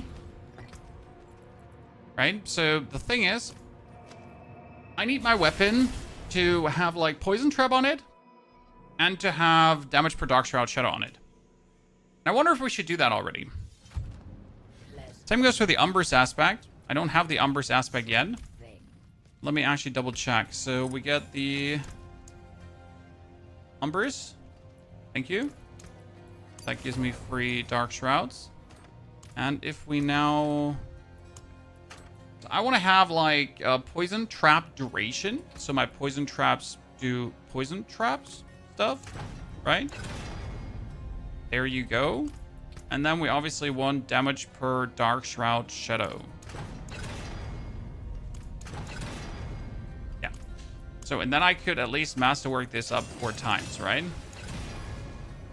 Even though I don't need the Poison Trap, right? And I have, like, Energy on Kill and, like, plenty of weird actual weapon. You know what? I should re-roll that Energy on Kill. Into maximum life, yeah. So that should help me to do more damage. Looks like you hold one button and crush everything. That's because I do. I mean, you pretty much have the Dance of Knives, and you're gonna snapshot the Shadow Imbuement on it. That gives me a lot more damage. Then you're gonna do the Concealment, and you have the Dark Shroud and your Shadow Clone. And then you pretty much have your Shadow Clone throw out the knives, I throw out the knives, we throw out the knives, we hurt people, and it's damage galore. Now, this is only Torment 1. However, the character is also only 4 hours old, so this is a nice level to get here. And right now, we're just going to open these boxes, praying that we hopefully get a Scoundrel's Leather. We get a Kanjar. That Kanjar is actually better than the Kanjar I have. Why is the Kanjar good? Movement speed. And if you... attack speed, I mean. If you have more attack speed, the Phantom Knives does more damage. Right? So we get the random Kanjar, and we could actually upgrade it. Greetings. How shall I gain my hammer? Right? I mean, you would have enough masterwork materials to do this at the given point. Might as well. Are you doing Death Trap? Nope. We do Dance of Knives Trap, and we do Orphan Maker. So my main goal is to do Orphan Maker, but you can't just do Orphan Maker. Okay?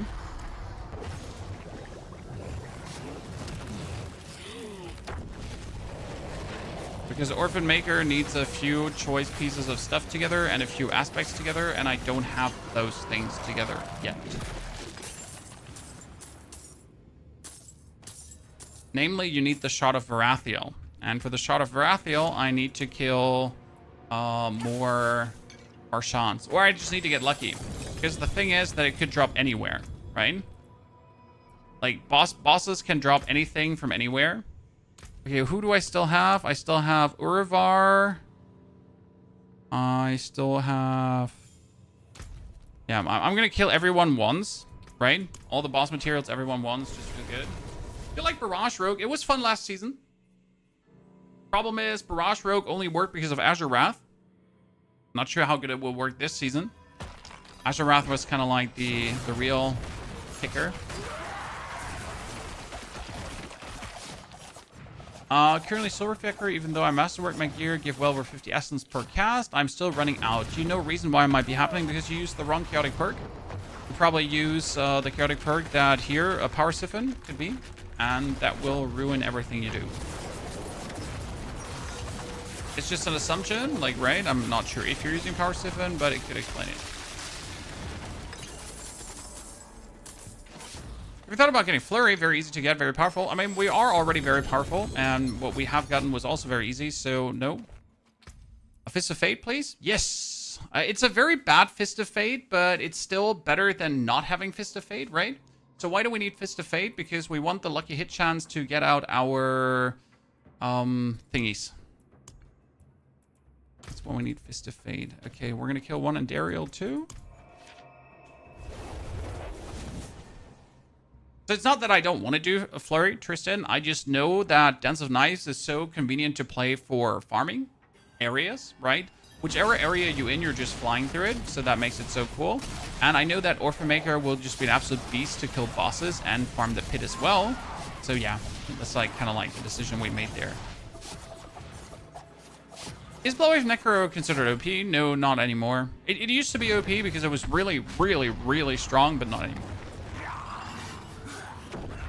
Okay, let's see if you can give me my cowl. Because that would be like a huge chunk of lucky hit chance we actually need.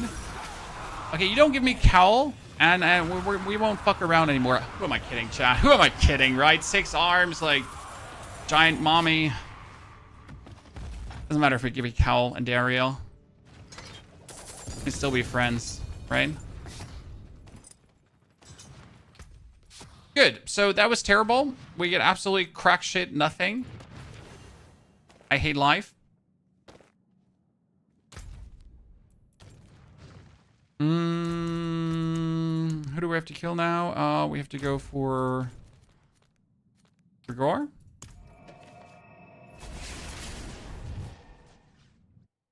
Will the changes to Soulspire make it easier to get the 666 so we can get our Chaos powers? Yes, but you should like get 666 and a 10-way fort in Torment 1 every single time.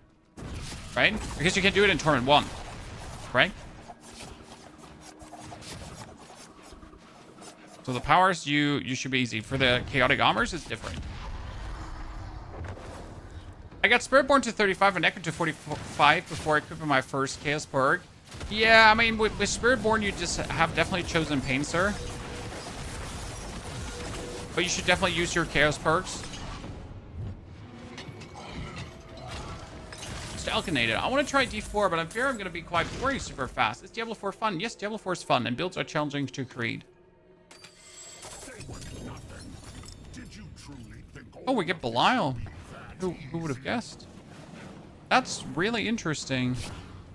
Because if I actually get my, if I get 2 Betrayer's House from him right now. Oh, 1 Betrayer's House. Oh, sword, please be it, chat. Yes, that's the Shard of Varathiel. Bam! Okay, that's what we needed. That's super good that we actually get this. That was quite lucky. Ha ha ha. Very good, very good. Far too nice. What do we need that for? We need that for the Orphan Maker build. Because with the Shard of Varathiel, you are, like, severely boosting all the damage you're doing.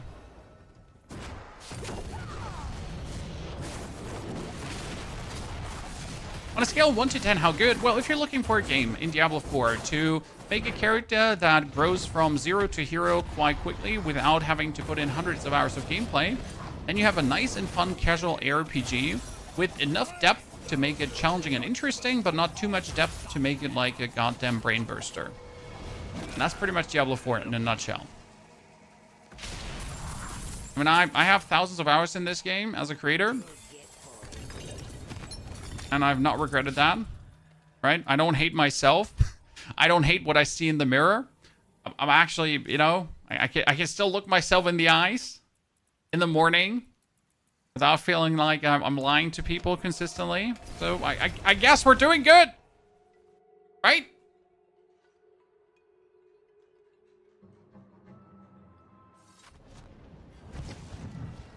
What I wonder is how the just over lucky hit chance, right?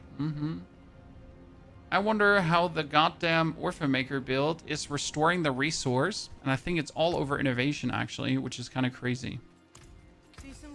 So now we get the Fist of Fate. So those Fist of Fate need to be masterworked. Horrible lucky hit chance. Okay, let's not do the crit chance. I mean, these are terrible Fists of Fate, so wasting any money on them is like not really wanted, but I really don't want to. Yeah, okay, that's that. This is what you need to do. 5.2% attack speed and like 42% lucky hit chance. Because it brings like your Dents of Knights, like without them, it's like 38% lucky hit chance. With them, it's 52% lucky hit chance. That's really good. Then we're gonna overwrite this on the Dents of Knights. We're gonna equip over to the Orphan Maker. The Orphan Maker gets this one. The Orphan Maker gets the Shot of Arathiel. The Orphan Maker gets that weapon. Orphan Maker gets the pants, which is good. And we need to give it a pair of gloves.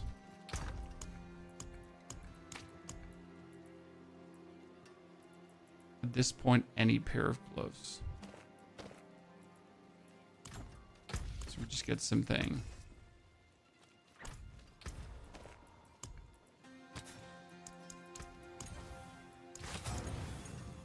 Armor. And that aspect over to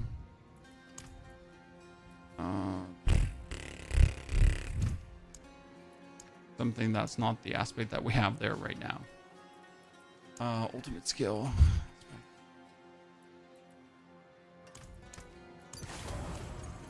Wield that. Orphan Maker save. So what we got here right now is you have the Orphan Maker, you have the Shot of Arathiel, and the Shot of Arathiel is again going to boost your G-Majiggies, right? Don't worry about like that basic ass Orphan Maker together with the other stuff. We need to equip the aspect of... we still don't have like a different amulet than before, so I can actually do adaptability. How may I help you? Because I need it. Let's put Moonrise on these gloves for the time being. Just like I need to in between like always test how well Orphan Maker is doing. Torment 2 Orphan Maker. In proper case armor is hell. I'm getting cooked on tier 2. I mean, depends on your build, right? With Spiritborn, you can get away without case armor, but you need the right build. And that's what I wanted to look at. So we're already sitting at millions of damage.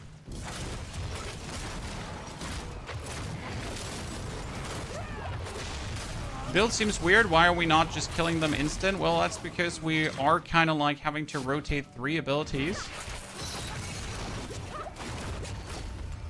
Bit of a weird one. Therefore, every shot it will do like insane damages. I need more lucky hit chance, I think. If I can restore more resource. Orphan Maker will just need so much more to get to that point where it just feels good. But I'm happy how much resource we're getting, so that's nice. That works. And that was a 2 million shot. And other 2 million shots. We pretty much went like from 400k damage to 2 million damage with the Shot of Arathiel and other shenanigans.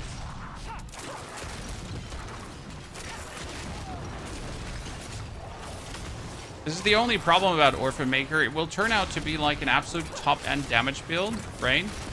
But getting to that top-end damage, or like even as you have reached the top-end damage, playing the build is somewhat interesting. Wonder if we play still Inner Sight or if we would go for Preparation. Because I kind of feel like it would be better with Preparation as I'm using actually up my resource. And then I would probably work on always having my ultimate ready. Yeah, something along that line, probably.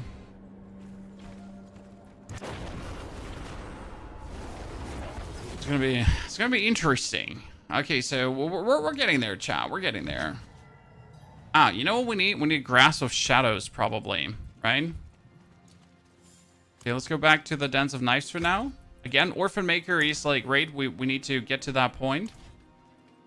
We have 60 Paragon points spent. Do I want to spend more on the Dens of Knives for the Paragon?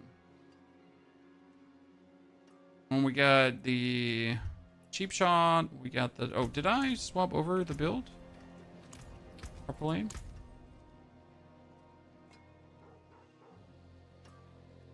I'll probably need to get...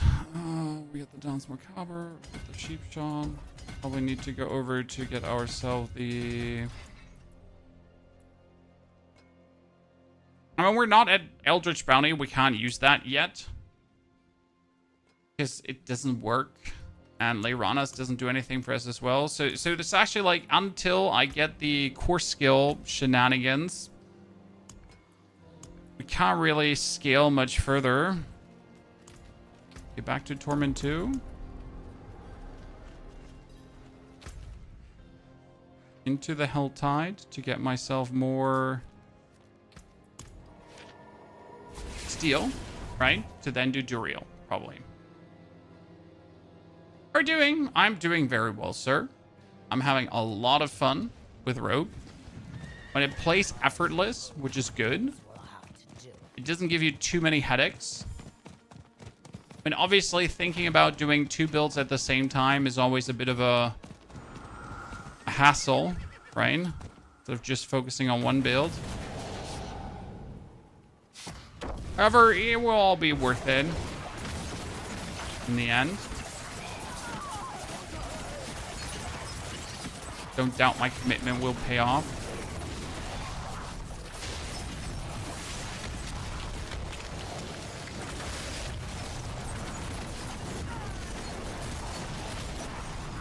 Probably just push to the boss right away.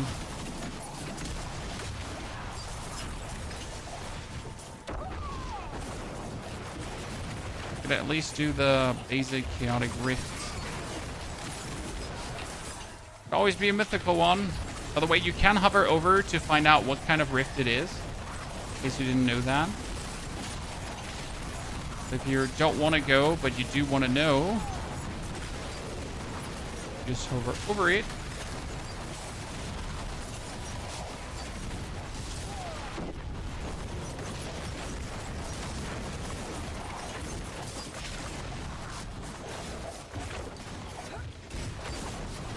Oh god, I made a mistake, chat. I made a mistake. Instead of staying down on the ground, I started flying up on the rooftops, and that wasn't good.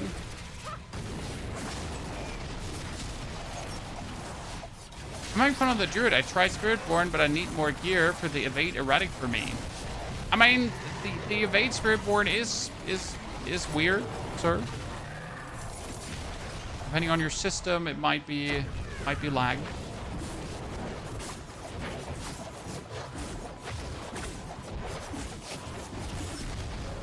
Orphan Maker looks like too much work. Nah, I really want to believe that you'll reach the point where it just feels great. And if you only use it for bosses, right? The thing is, you pretty much need Shard of Varathiel and the Orphan Maker. These are two main pieces, right? And then you kind of need to build a little bit around it with like more ranks to basic skills and all that stuff. Like, for example, the Pain Fortress Gauntlets and so on. But it's so many pieces that you need to like pick up on the road, if that makes sense. Right? If I start farming bosses in Torment 2 or Torment 3, I'll be picking up more and more pieces for the Orphan Maker. So as I then pick up more pieces, I can make the Orphan Maker work. But I think in order to get to that point, I should first and foremost lean into the Dance of Knives, and that's what we're going to do right now. So we're now going to lean into the Dance of Knives to make it work even better. And I think I can do a half Poison Trap version already. I'm gonna have to see like how much I can swap over to this, but I really feel like without the cowl it's not too much worth it, because you pretty much need the lucky hit chance to continuously get the poison traps. I mean, right now I could kick out the poison imbuement for the time being to pretty much get myself already some poison traps randomly spawned, so that would be bonus DPS for free, right, without having to do anything.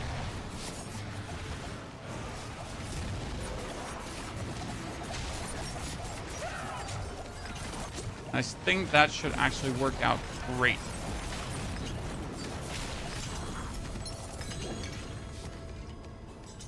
I mean, for example, we have currently the Dark Shroud in here, but I don't need to have the Dark Shroud in here anymore, so I can just pull the Poison Trap in as my As my ranks to core skills, right? Or subterfuge skills give me poison trap. So we already get that extremely easy.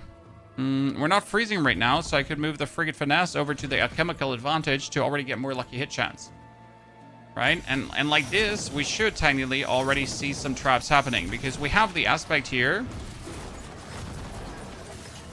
where if I now imbue my skill with poison, I actually have a chance to get the poison traps randomly spawned. And if I then poison things, then I get more attack speed, and it's actually pretty good already.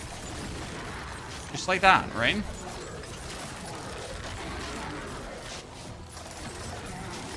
It's not like it's not working right away.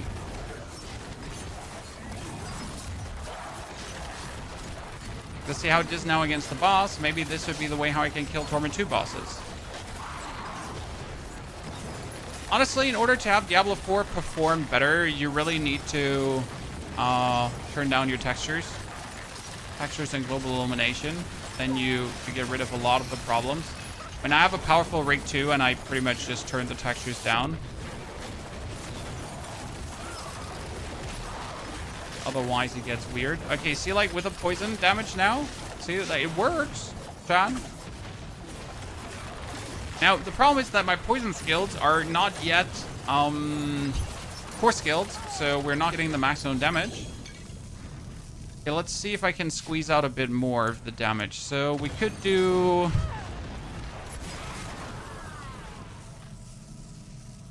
Let me see. Kind of want the points into all the poison stuff, right? So I could put out the points out of concealment, right? And just keep the stunner points in. I could level this one up. So that would be suddenly 5 points in. I could pull out...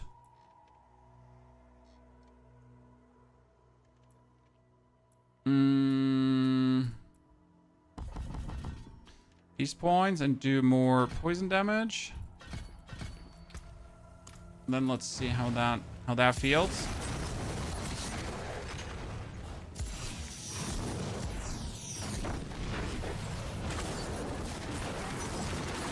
Yeah, that's good. I mean, maybe that's the way to actually kill a Torment 2 boss, even without things, right? I mean, we get the Fist of Fate.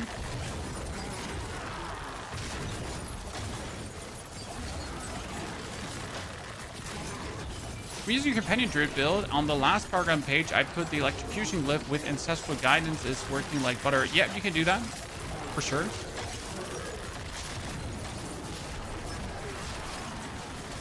It's not like that you don't have a bit of freedom of choice there, sir, right? When we're talking about minuscule improvements or not, if you use a different glyph, right? So you're not ruining the build if you try something different, right? You don't suck. It's not bad. Give it a go. Try out some new things. Yeah, I gotta say I'm surprised how well the poisoning works right now without the stuff. I mean, we have minimal lucky hit chance, and yet we're still getting a good amount of traps. I think it's mainly down to us just having like the amount of knives that are being thrown out. If that makes sense, right?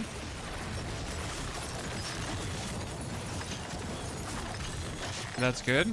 We now just need to get Bursting Venom ASAP. I could probably pull the Shadow points out. True, chat. So what we could do is we could also pull the Shadow Imbuement points out, right? That would give us another 3 points that we could potentially put into non-physical hits you deal have increased lucky hit chance. So that we then, with the Dance of Knives, because it's non-physical hits, right, it's now poisoning hits, we get a better lucky hit chance. It's actually, that's a good one. That should work plenty well. Yeah, okay, chat, okay. That is an improvement. Like, that works so good. Nice Sua. Who'd have guessed?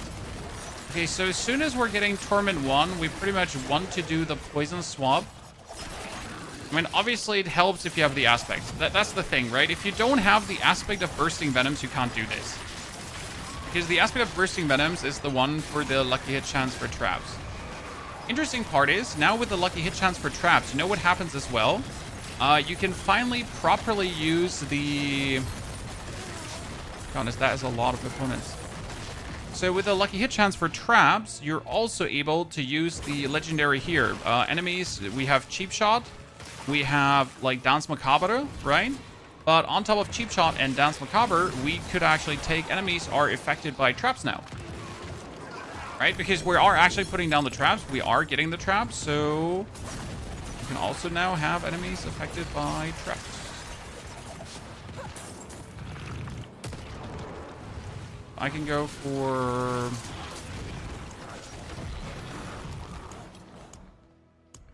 Deadly Ambush. Now look at that poison, chat. Look at that poison. That's working. That's working. That's doing a number on him. Okay, maybe I can kill a Torment 2 boss. So we're gonna go for Deadly Ambush. And then we're gonna choose to get another 50% more damage. I'm using Companion Drip build on the last Paragon page. Should I try Wilds? Wilds for what? Tennessee. Sorry. More words. More words, Tennessee. More meaning. More everything. More cowbell. Where's the cowbell? Okay, we instantly need to test out a Torment boss again. I feel like we poison increased the damage. I mean, going from the actual like leveling Dance of Nice version, right, to the non-leveling Dance of Nice version, or to the Torment tier, is quite simple.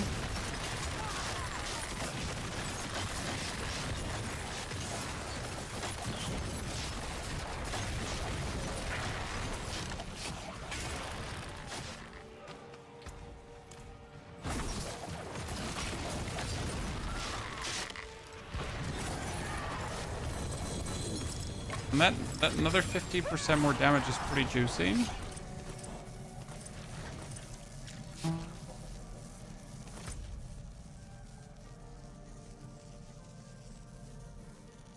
Well, boss, in 3 minutes. Let's go to the world boss, and then we move some points around, okay? If we do poison traps, and if poison traps do a lot of damage, and if we randomly spawn poison traps, we kind of want all the ranks into poison traps. If you say poison traps one more time, I will shank you in the throat, chat. Seriously.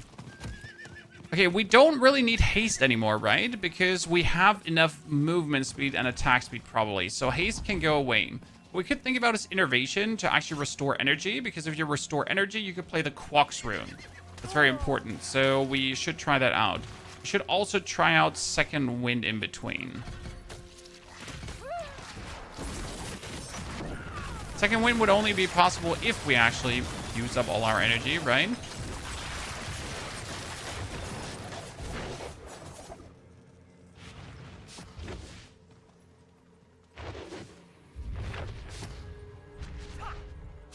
So we need Quox.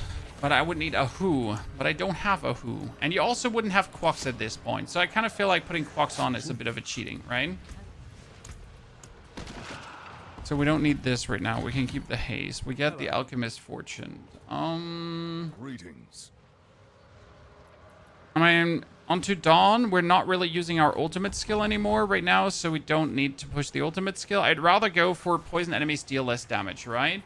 Critical strikes increase critical strikes with poison imbued skills. I mean, we're not really dealing damage with the Dance of Nice, so we don't need that point as well. We could go for the Frigid Finesse, because there's a way to make us always cold imbued, isn't there? There is, what is it? Chilled enemies poisoned by poison imbuement will further be chilled. And you got the... Oh, what was it called again?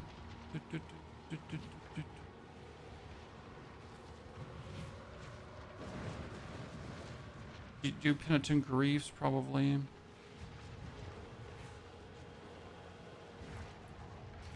No, don't need that yet. Cold Snap, yeah, but not, we don't play Cold Snap in here. As of right now. Right? So, Cold Snap for us. We could go away from the Vulnerable for bonus movement speed.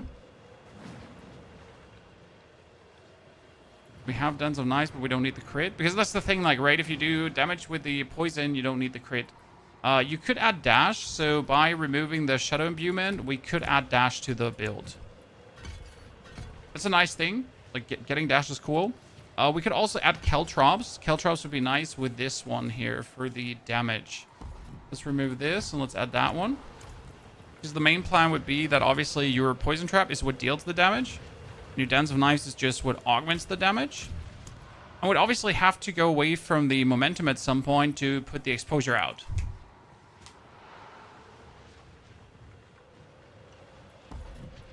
Because you want to do more damage. But I'm not sure if we need Cowl for this first, right? When we get the basic bonus lucky hit, we get the bonus lucky hit.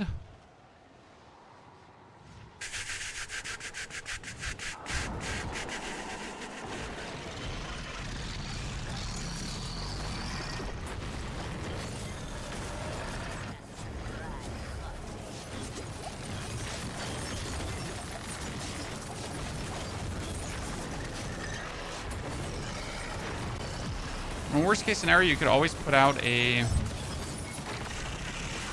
trap like that, right? We need to put the dash on.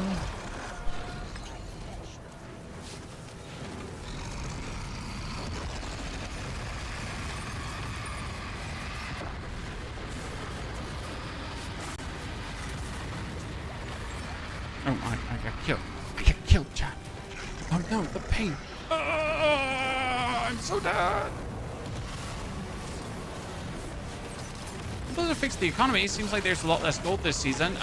There is less gold because gold is expensive this season because Blizzard fixed duping.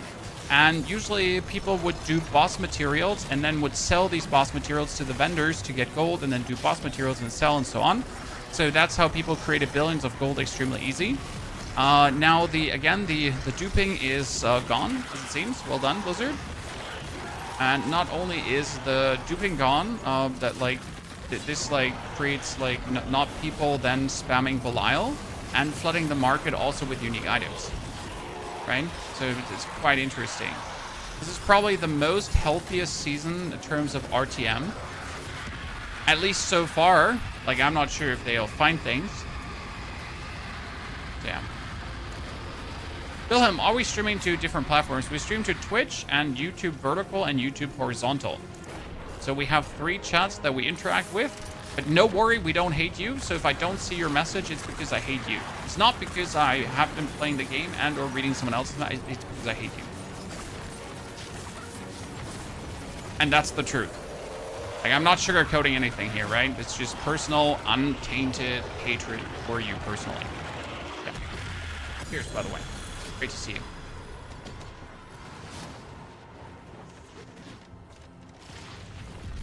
Oh, Tribute of Radiance United. Cool. Thanks.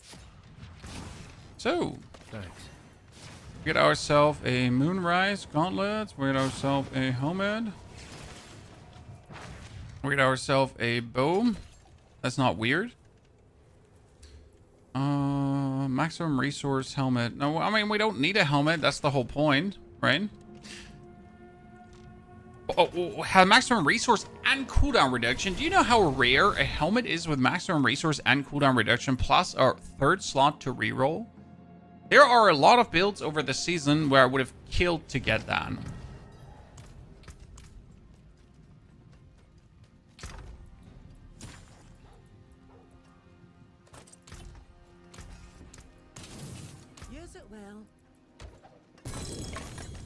Oh, well, that was the most useless cash I've ever received. That was the most useless cash I've ever received. So what we currently need is, we got bursting, right? Bursting venoms, very important. But what I desperately need is also the aspect of, let me not lie to you. I hate to be lying to you. The aspect of contamination. And I don't have it. No.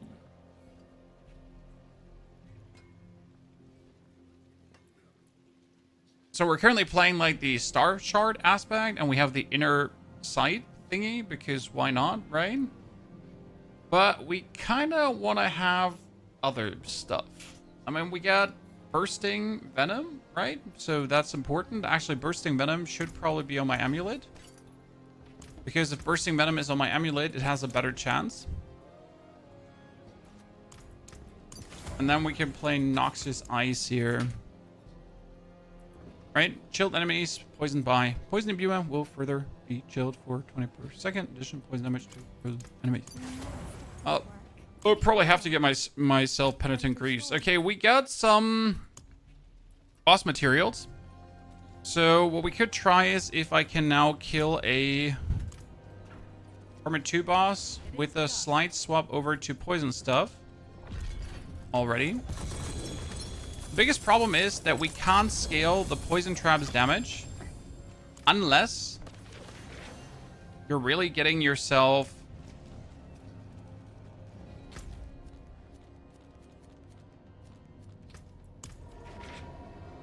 Scoundrel's Leather. Okay.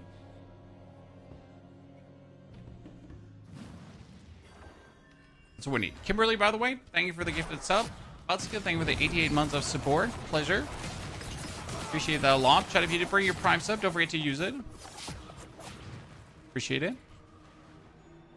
Okay, we invoke the ritual. We get the poison now. Get the Dark Shroud shadows around us. We have more damage per Dark Shroud shadow. I mean, optimally, I would actually try to get, like, you know, just general better equipment. Our stuff's not really good right now. Oh yeah, look at the damage. Quite good.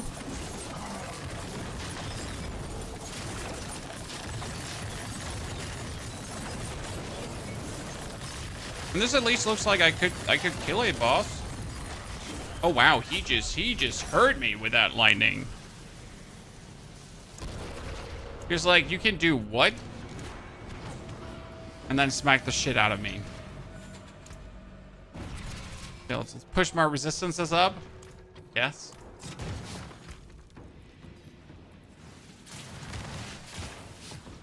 We'll probably change like the sides of the...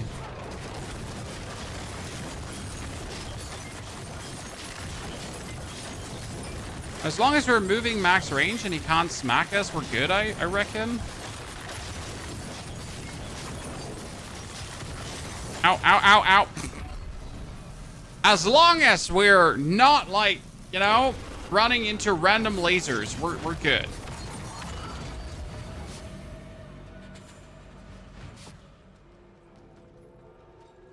Good, chat. Good. So note to myself, don't run into random lasers.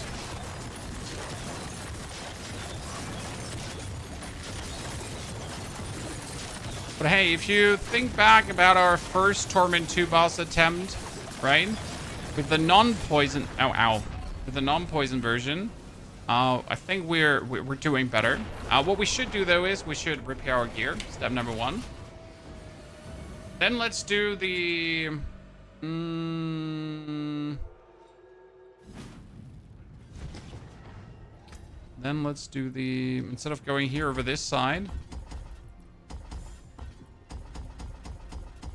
go over the other side, because this is resistance, that's resistance and damage reduction, right? So that's vastly better than anything else. We get the resistance here too. And we went here over the side. That's resistance to all elements. So instead of going for that,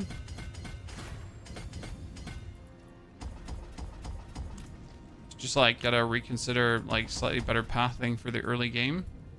With the resistance there too. And suddenly we're sitting at like somewhat more resistance down, right? So that's nice. I wanted to repair our gear. We get the poison trap duration. I mean, I could probably...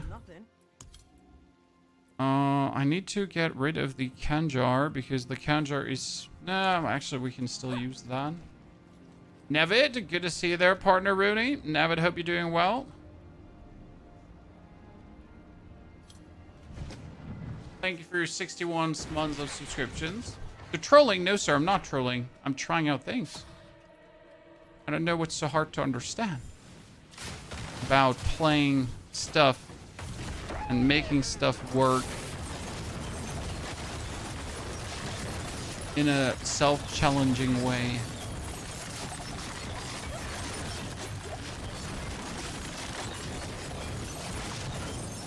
Okay, first life bar down, ladies and gentlemen.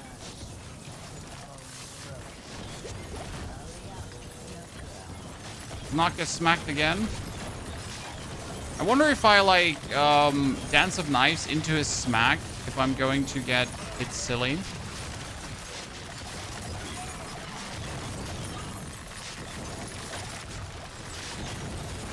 By the way, did I forget to repair my gear? Oh, I absolutely did. I mean, why wouldn't I? I'm a professional.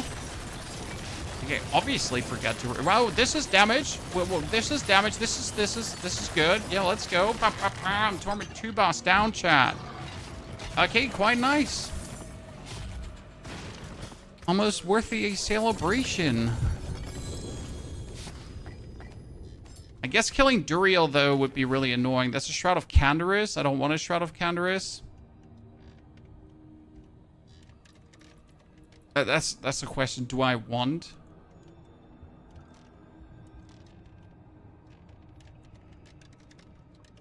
Do I want to use the gloves? The gloves are kind of worse than what we would do with Fist of Fate, so I can't use the Icarus Rose, actually.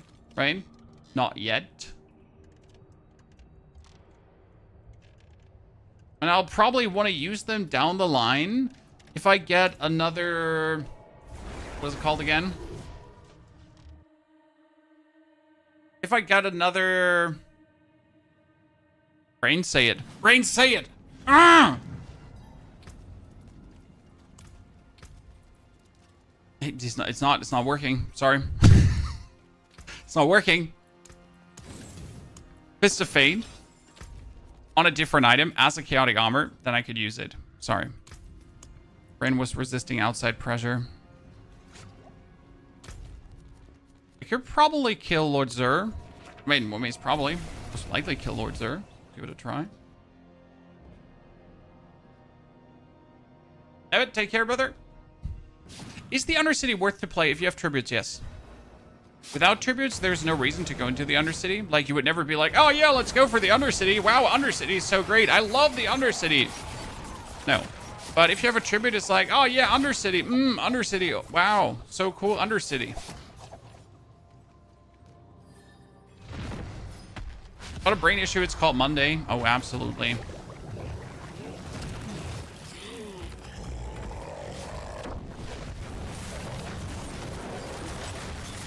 Even though I like Monday, Monday is my favorite day of the week because it marks like the new start of the week. I know it sounds a bit psychopathic, chat. I'm sorry. It's pretty much the point where you know, like, weekend is over. We have a full week of streaming ahead of us, full week of content creation. Always exciting times. Never boring for a minute. You know what? Fighting Lord Zur might be the single-handed worst part for Dance of Knives. Right?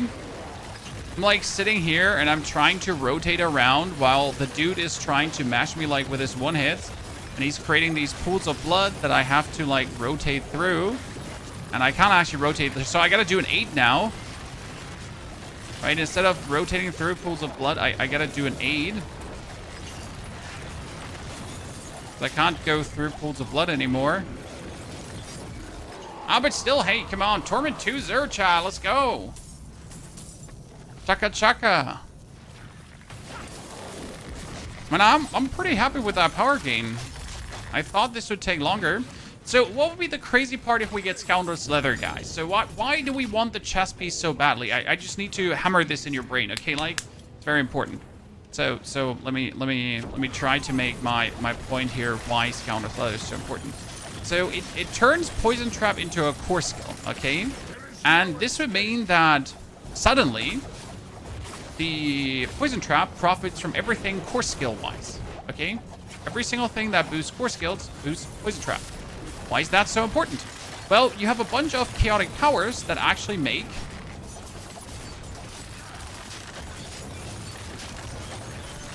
core skills stronger. And we're talking about 100% and another 100%, so you would instantly get 200% more damage in that case, right?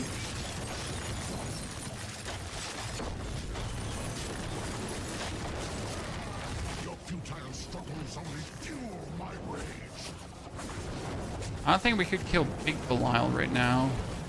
Ow, ow, ow, ow, ow, ow, ow, ow, ow, ow, ow, ow, ow, ow, ow, ow.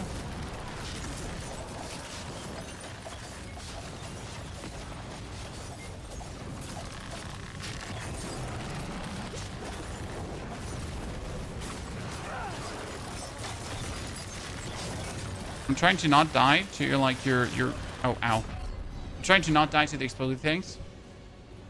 Isn't Poison Trap your big damage attack? It is, sir. Poison Trap, it is the big damage attack. That's why we need to get more damage into poison damage. I miss when fighting bosses actually felt like fighting bosses. Well, that would be okay for like pinnacle versions of bosses, but I don't want to feel like I'm fighting a boss when I'm literally fighting like the weakest version as something, right?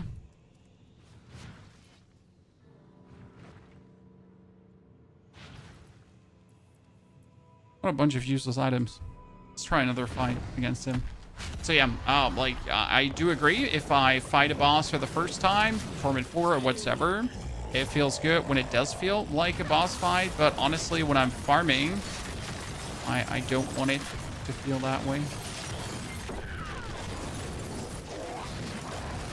I don't need that. I am very glad then when we're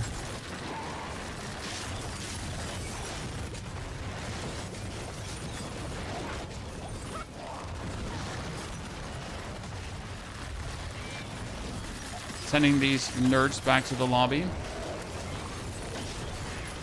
Right?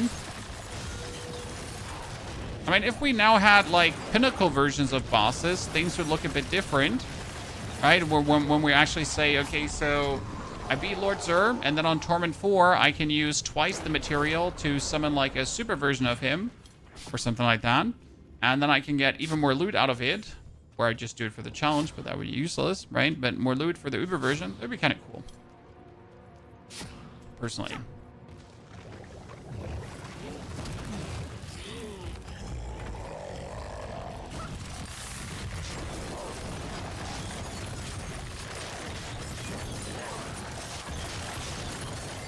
You need my ultimate. That's when damage spikes quite some, right? So as soon as we get our dude out right now, that's amazing. But we want to swap our dude obviously over to the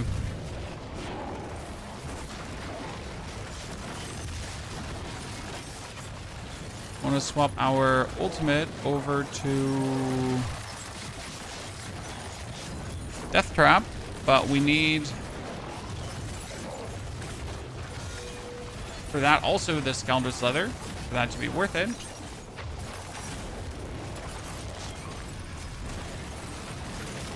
Yeah, I can't use my poison because I can't like properly circle around Lord Zur, Chad. I'm trying to properly circle around him, but he kind of prevents that proper circling. Beautiful. Okay.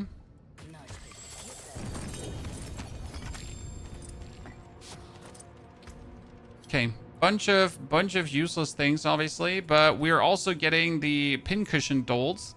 The problem is, I don't think I could kill a Duriel right now. At least not in my current level of strength. So I would have to maybe do like, okay, let's try Pit. Let's see how quick a Pit is, because Pit is a bunch of obolts. I wonder if that's the solution. What do you say, Chan? So there's obviously the solution of like kill bosses, right? But what if it turns out that we actually run the Pit extremely quick? Right? What could we do then? What's the goal with this build? Very simple. So the goal with this build is that you dance around, throw poison traps at enemies, and enemies die to poison traps extremely quick. And it actually does work that way. For this, you'll need a substantial amount of lucky hit chance, and you also need the actual poison aspect. So I am missing the aspect of contamination, which is one of the most important aspects because it makes poison traps erupt twice, and therefore makes it plenty deadly.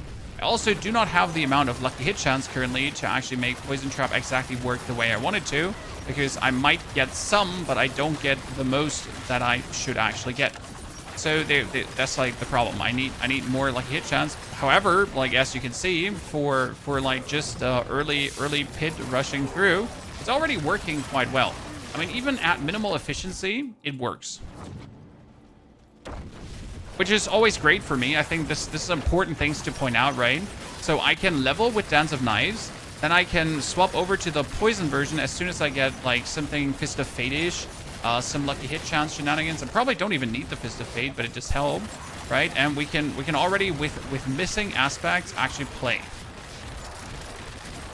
which is kind of powerful. Then we could obviously try to just gamble a Scoundrel's Leather while still upgrading our glyphs.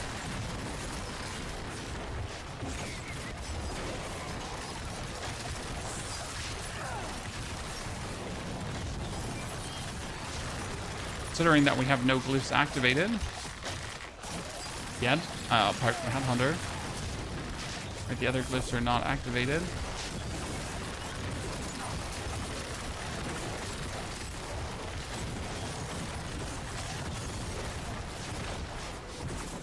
Good. And that's a 2-minute pit. Kind of nice. Bosses are also dying rather quick.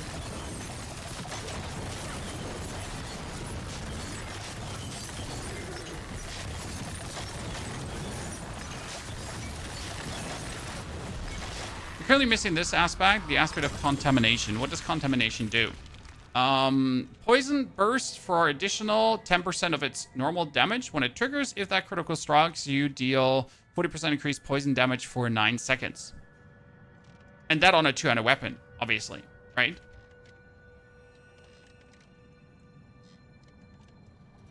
So that's kind of cool.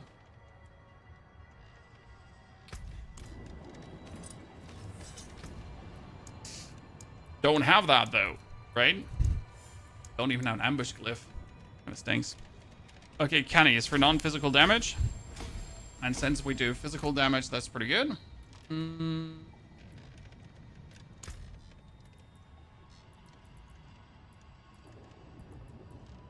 Kenny needs intelligence. Can probably just activate Kenny here. One more level. Get that and that. Then you could go over this. Get Kenny upgraded. Might not run Death Trap instead of Shadow Clone if you're speccing into the trap damage. I think the clone gives you more traps currently, right? So the clone has your lucky hit chance, and the clone can make you more poison traps. So I kind of rely on my clone still to get the amount of poison traps I want. Ross? That's the whole thought process behind it.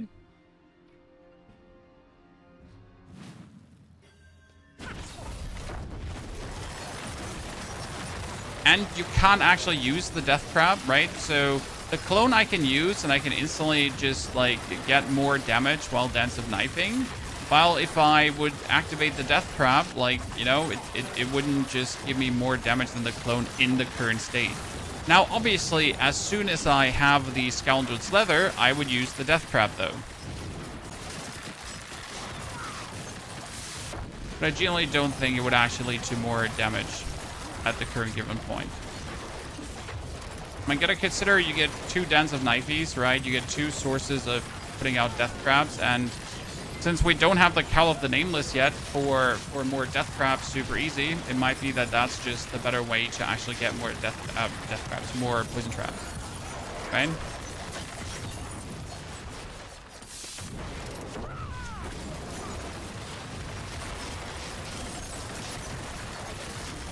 Also kind of always up, so that's nice too. Got a triple GA gloves from a tree box. I guess it's one-time thing, really. Hey, you're all allowed to get lucky every now and then. Not too often, though, but every now and then.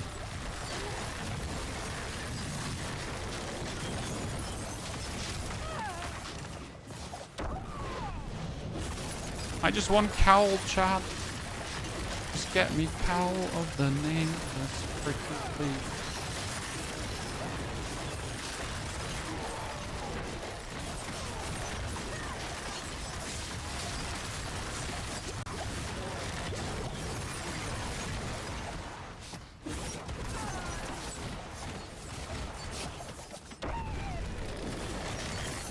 Didn't get the poison. I was already wondering why we're not getting any traps. Right? Like, why are we not getting any traps? Oh, it's because you didn't turn on the poison imbuement, but hey, idiot.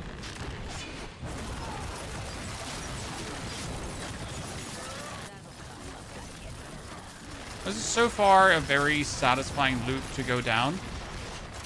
Not too hard to play.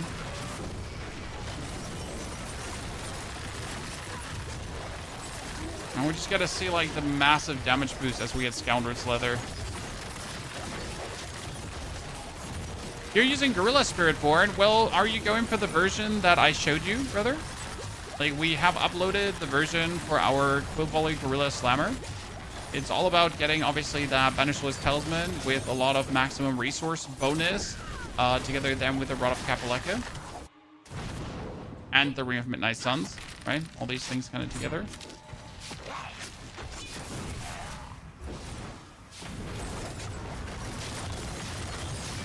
Sorry, it's just waiting for my thing to come off cooldown.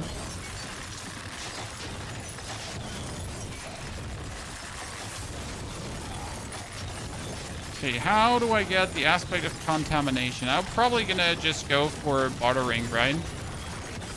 Bartering is most likely the easiest way to get like a rare aspect. And that's how we get the aspect of the star shards too.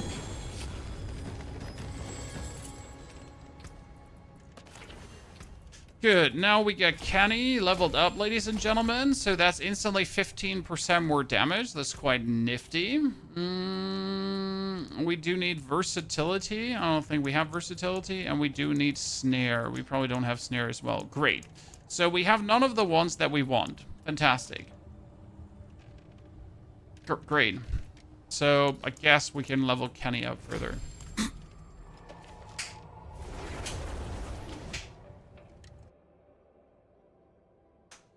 I keep seeing content creators say after finishing a Chaotic Rift Nightmare Dungeon to wait to get warp. That's wrong, sir. You need to get a certain buff from a Chaotic Rift dungeon. So the Chaotic Rifts in the Rift dungeon themselves, they give you a certain buff, and that will have your enemies drop more warp, and then you're able to get the amount of warp. So if you notice enemies actually dropping warp on death, that's when you get the buff. Okay, that's the stage I get the buff. And then you get a...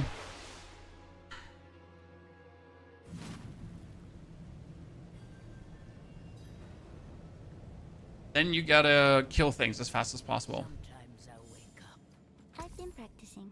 Okay, so high velocity, useless, obviously. Bursting Venom, 46, but I get a 45, so that's better.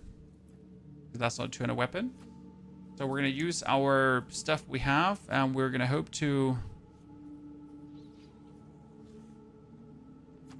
get rings that matter, right? Master Working Cache. It shows on the movement cache if there's something in that I don't have. Interesting. Wow, Bursting Venom again. But I don't need Bursting Venom, right?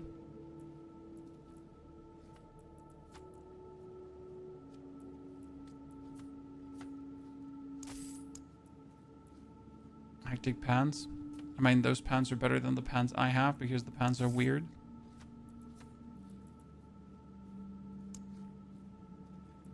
Unstable imbuements? No, I want. I'm a simple man. I just want to have something cool. I just really want to have something cool, chat. Is it so much to ask for?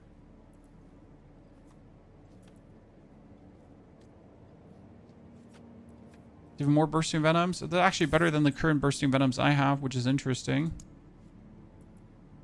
Still not.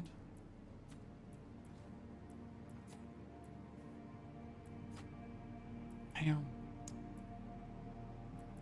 That's a better Star Shard aspect, at least. But our true sight. Wow, that's a good version.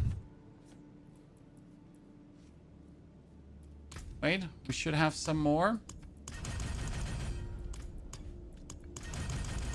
Yeah, I knew it. Supply, you demand. Okay.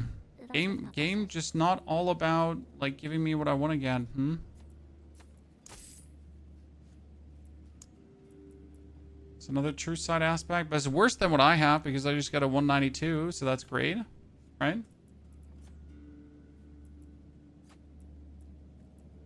Poisonous clouds, no. Noxious eyes and better, so I guess we take that. A cursed touch. I mean, we literally just need the contamination aspect, right? I guess it doesn't exist, chat. Oh, ladies and gentlemen, max rolled aspect. Just keep whining. Chat, 10 out of 10 whining tier. Let's go.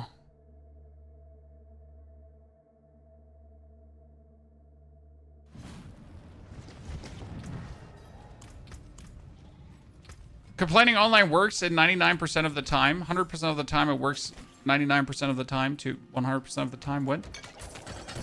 It works. What still got some hammer sings on your return? So short things short, long things long. Just complain. I forge more than horse. Okay, so step number 1. Finally get contamination. Contamination. Thank you. Then we're gonna get the aspect of star shards on this weapon. Star. Then we need to kick out the other weapon that I've been just running around with, and I need a sword.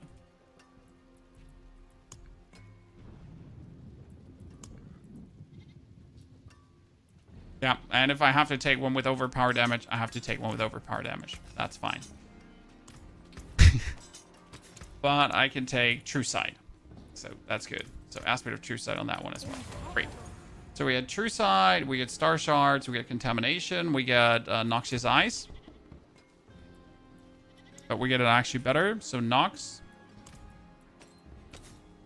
Slightly buffed. We also get the aspect of burst. And slightly better.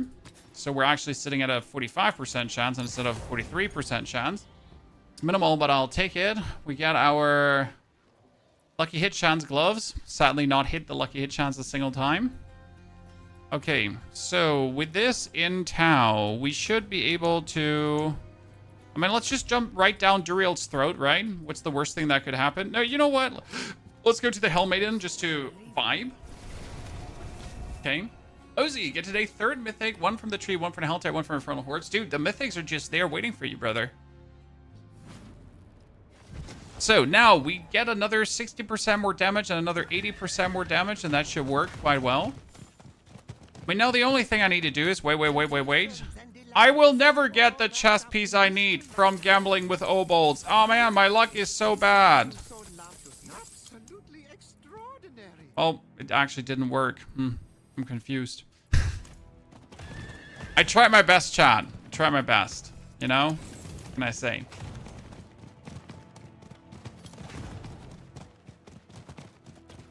Sometimes you're just not blessed.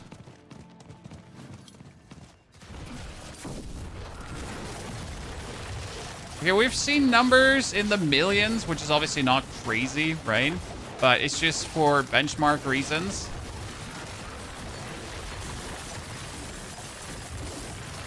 Numbers in the early millions. We see now higher numbers, then we're good to go. Actually, I don't know if I should be looking for crit damage, though, or just normal damage, because obviously we're doing normal damage, plus minus the bursting venom.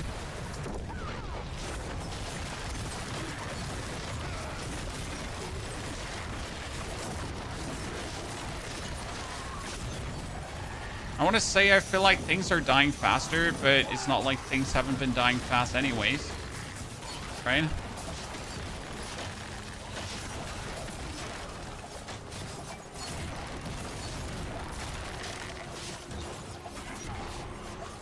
I hope they change Bursting Venom's aspect to spawn a Death Trap instead. I mean, that would be crazy. The game is 125 gigs on console. Arf, I think you can turn off the texture pack So there's that 4K texture pack. Oh, well, so you can do that on PC. Sorry, I don't know about console. So on PC, you can turn off the 4K texture pack, and that actually reduces the size down to 70 gigabytes or something like that. So that's what I do, because I like, honestly, the bonus textures actually fill up the VRAM more, and yeah, like I'm not playing on 4K anyways, right?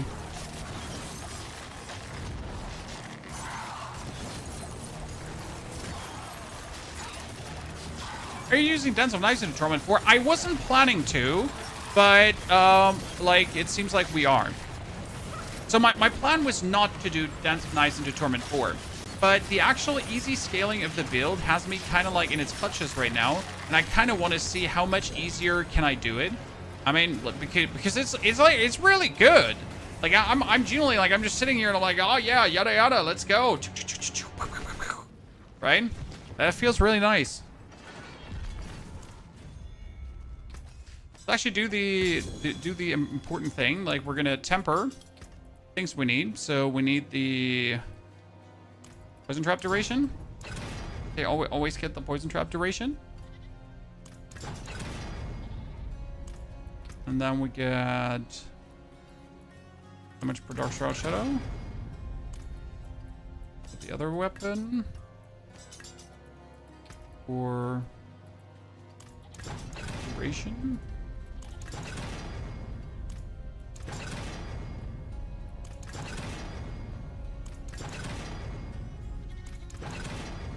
I never wanted to get poison trap duration anyways. Like, I really never wanted to. Yeah. How about screw you, poison trap duration? At least damage per Dark Shroud, so we can get 1, 2, 3, 4. Right, 1, 2, 3, 4. Standard Masterworks. Travinko. Travinka. It is done. Collection of Blackguard's rings. What can I get? Another greater affix ring. Don't mind if I do. I mean, on the rings, we could get more damage per Dark Shroud, right? Oh, wow. That is just such a terrible ring. I don't even want to know. Good. Ladies and gentlemen, let's try to do Endariel.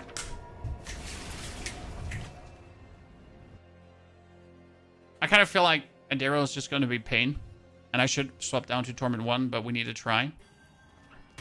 I mean, the Bursting Venoms is telling, so let's hope it actually does what we want it to do.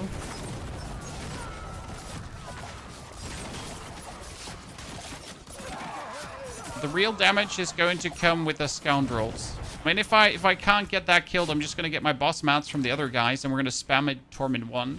Because we just need to see the damage gain, right? From the Scoundrels Leather. We need to see that.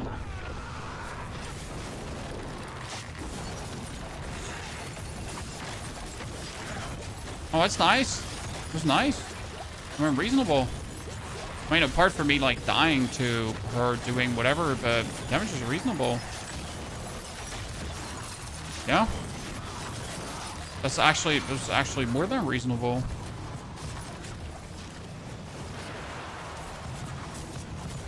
Right?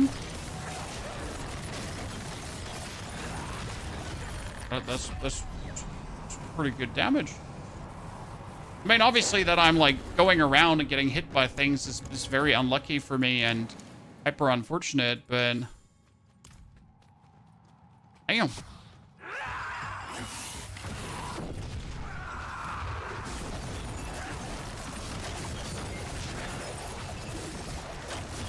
We're getting so much damage out of the poison trap. It's all about the movement too, because the more we move, the more damage we stack, and then you kind of see what happens to her, right? She gets like all the stacking damage, like it hits her at the same time, and that's how she gets like damaged so much. Because we play this boss power that gives us more damage when we move, and we always move, and that then stacks, and then when the poison trap kind of comes out, that poison trap gets all the damage stacks, and things from there on out get kind of out of control, as you can see. That's bullshit that actually came out still. Why don't we just stop Dance of Knifing? Never! Okay, woo, Torment 2, ladies and gentlemen. So what I was talking about is this one here. So you say every meter grants you 50% increased damage. And then it's 50, 100, 150, 200, 300, bop, bop, bop, bop, bop. And each poison trap gets that damage. Does that make sense to you? And that's how you then suddenly getting those damage points out of yourself. Okay, that's a Soulbrand again. That's a X-Felds, and an Umber Crew. So that was like literally the worst shit I could have gotten here.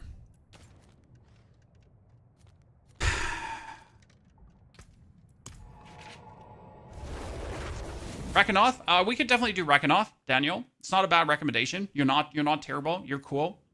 Good talk.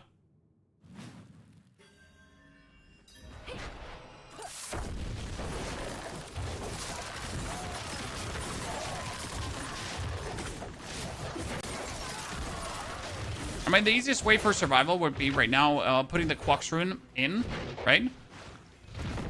But again, we wouldn't have the Quox Rune now. Actually, finally have a Zan. That's kind of cool. So I'm going to test Quox soon, though, because I want to test Quox Ahu combo. Gonna have to steal Ahu from my other character then.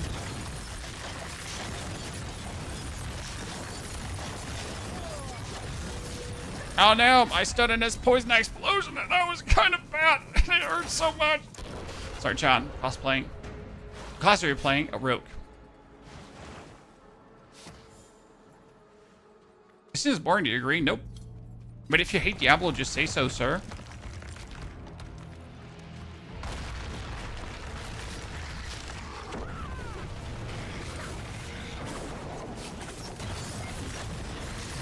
This is unironically... Oh, sir? Like, I was just not there?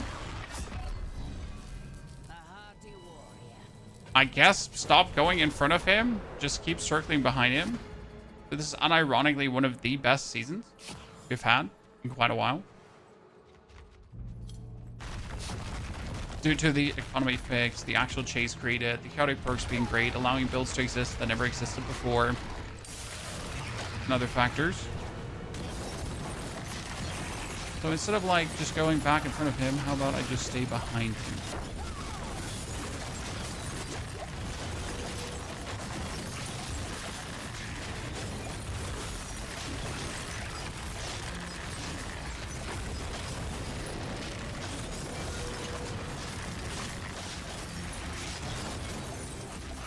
I almost did the same mistake of just running into him again. Damn, ladies and gentlemen, Duriel Torment 2 is well down. Ta-da! Is there a Whisper Cache that is a Chaos Unique one? Yes, the Cache of Chaos. Greater Cache of Chaos always has a Chaos Unique in it. I know you're gonna be like, what? Greater Chest of Chaos? Yeah, Greater Chest of Chaos. I mean, obviously. Why wouldn't it? It's called Greater Chest of Chaos for a reason. And that reason is because there is that in. Okay, so whoa, look at the damage. Let's go. That bursting, this is like the contamination, right?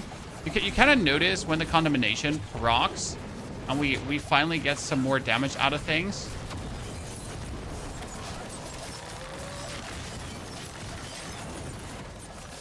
You notice that.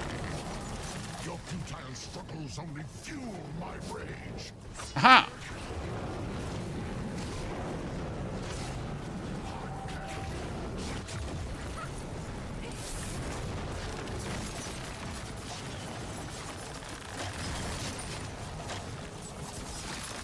Okay, could you like stop just going away from me? Thank you. You should try the Big Belial. I don't have the mats for it, so it's kind of like a waste. I mean, also, I have the chest armor I've been looking for, so now it's time to go crazy. So this is Scoundrel's Leather. Okay, Chan? Your trap skills can be thrown and will spawn a death trap every 10 seconds when cast, granting you 20% increased damage. Okay, that's nice. That's nice. We love it. Amazing. Wow, super cool.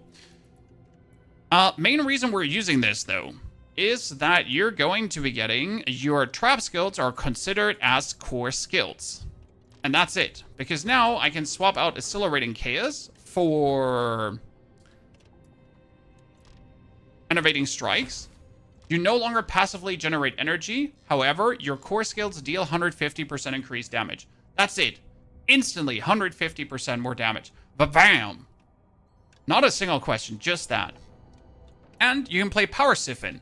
Your core skills deal 100% increased damage, but also reduce your maximum current resource by 20 for 6 seconds. This reduction stacks but does not refresh. Who cares?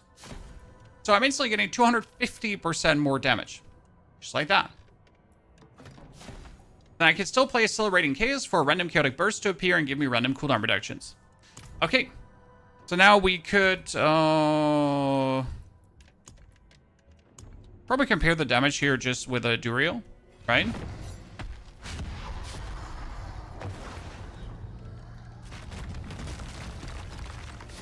So now you can see Poison Trap is a core skill, right?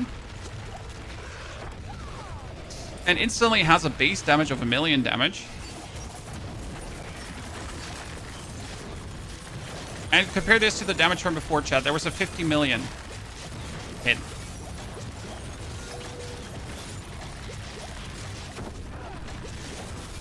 Boom. I mean, like, see? That's the difference. That's the big difference right now.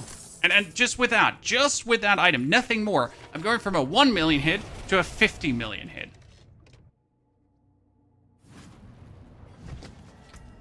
Right?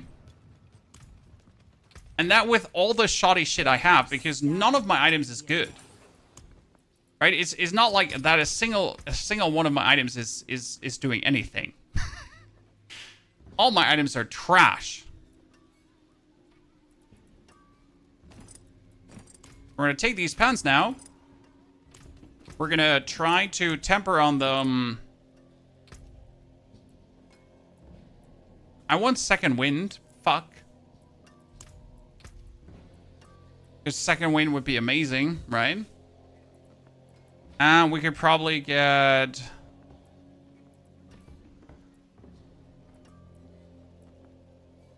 Poison Imbue lasts for more casts, because then I can dash around with dash more.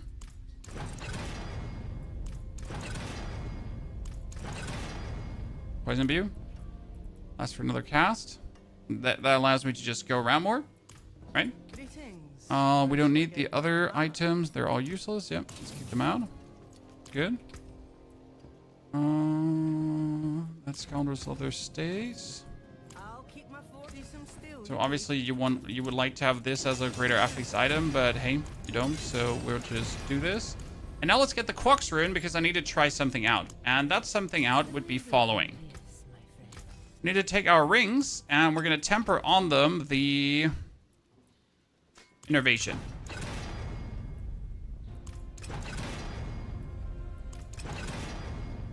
Okay, we're not going to temper on them the Innervation. Innervation.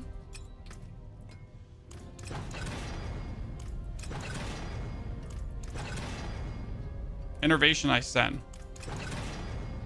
Innervation. I mean, seriously, Innervation. Thing just wants to throw hands with me, Chan.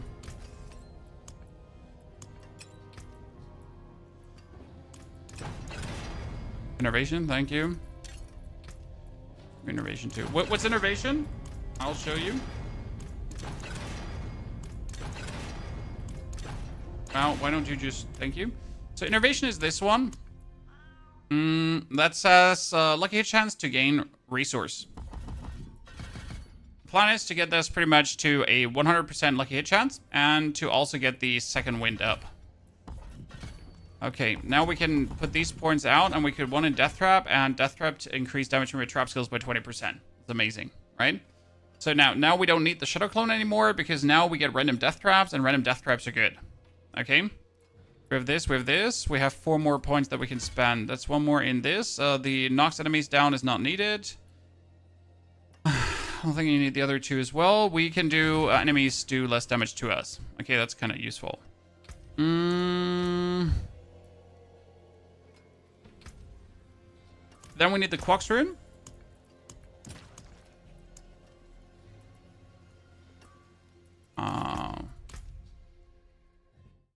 Ah, shit. Who has the... I think my Spiritborn.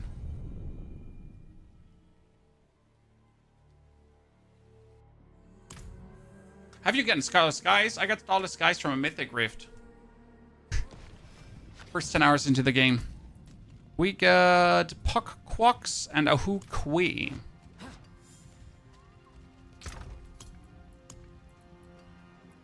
Nock Zalfio Quox.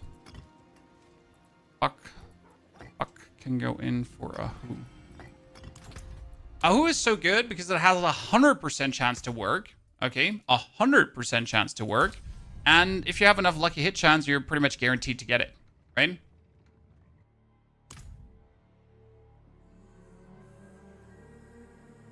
So,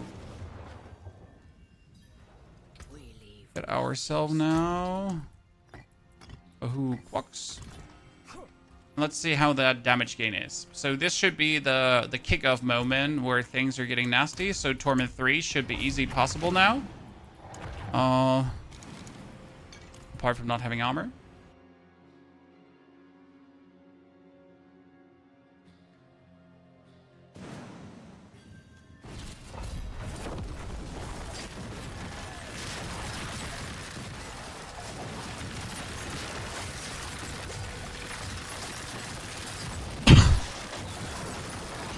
I don't get the amount of death traps. So, like, do you see my energy depleting and then regaining?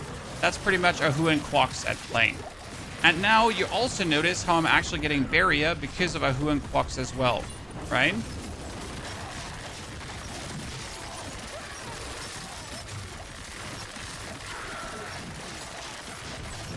Can I cast Death Trap while I'm Sense of Knifing? No, I can't. Okay.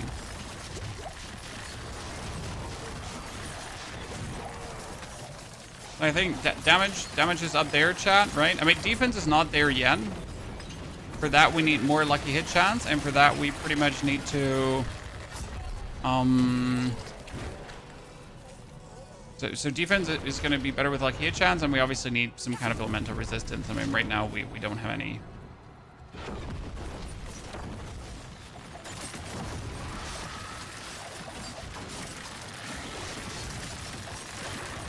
For basically not being able to, like, for basically doing Torment 2 to instantly jumping Torment 3, we're good.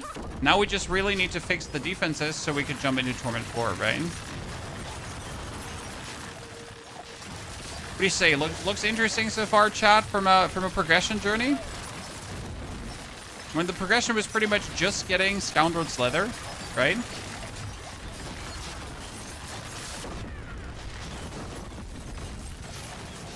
And that was easily possible.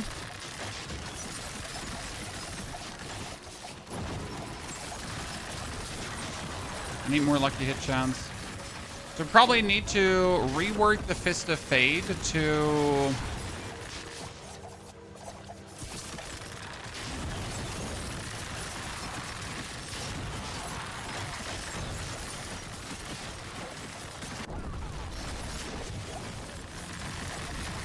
I need to rework the Fist of Fate to hit the lucky hit chance on it. Right? And currently, as we're going, we're sitting at 55% lucky hit chance. So that's a 25% chance to get a like a poison trap. Not really high.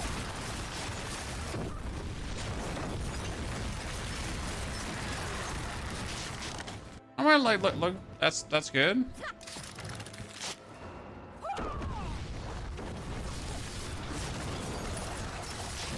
Oh yeah, look at the damages against the boss. Yes, Chad, yes. Boss just eaten. Very nice. So that worked out really good. We still don't have the actual glyphs that we want. Oh, it's so weird. I mean, who wants glyphs anyways, right, chat? When you can have no glyphs. Okay, we have a bunch more Paragon points that we can spend too. So that's that, right? We can get more damage reduction from elites. We can get more armor. We can get more maximum life. We have some more damage reduction from distant enemies. We get the mobility.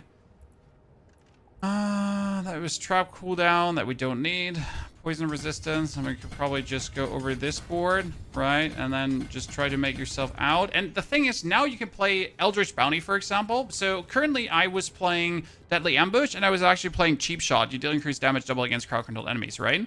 But you could actually play Eldritch Bounty, where we get 50% increased poison and cold damage, which is quite nice. And you can play Liara's Instincts. Your core skills deal 60% increased damage. When inner sight gauge becomes full, you gain 100% dodge chance. So my core skill 60% more damage. Guess what my poison trap is? Chat. Instantly. Damage boost. Right? So that's even more damage now. Keto, get a C there. Thank you for the 6 months of support, brother. Okay, let's just jump into Torment 3 and see how would the Helltide feel. My resistances are no armor. My defenses are no armor and no resistances. What I would need is, I would need my pans to actually roll over to armor. So I gotta get the life per second into an actual armor roll. Thank you very much. See, that's 7-6. And then I'd have to get the boots also over to an armor roll for now. That would at least fix the armor situation, right? So we get that one fixed.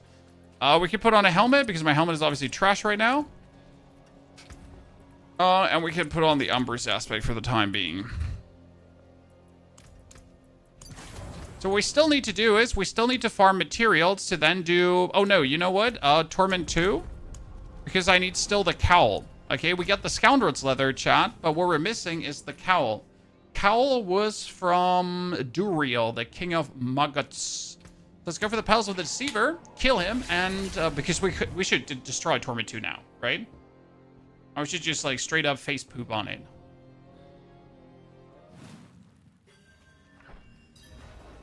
By the way, in case you wonder what tomorrow's stream is going to be, we're going to continue with the rogue. Because we really want to see where the one goes. And let's not forget about Orphan Maker, okay? Because we also need to do the Orphan Maker. What is reality?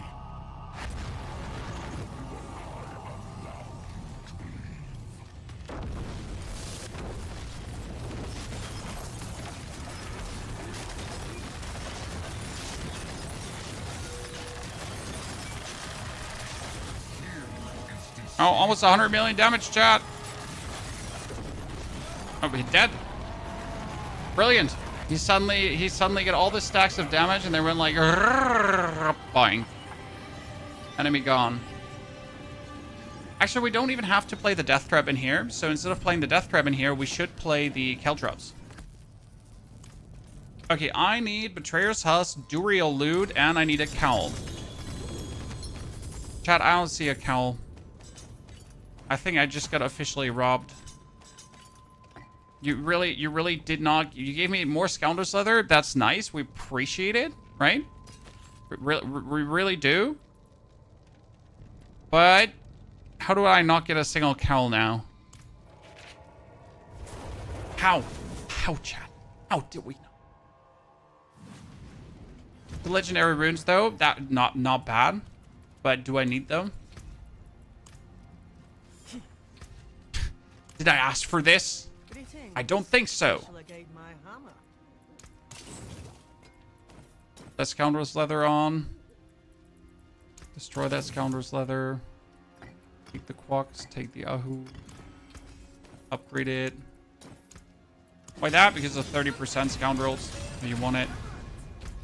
Okay, what do I need? I need more Duriel mats, so I need more... Actually, I have the Stygian Stones, chat. We can transform my Stygian Stones into Shards of Agony.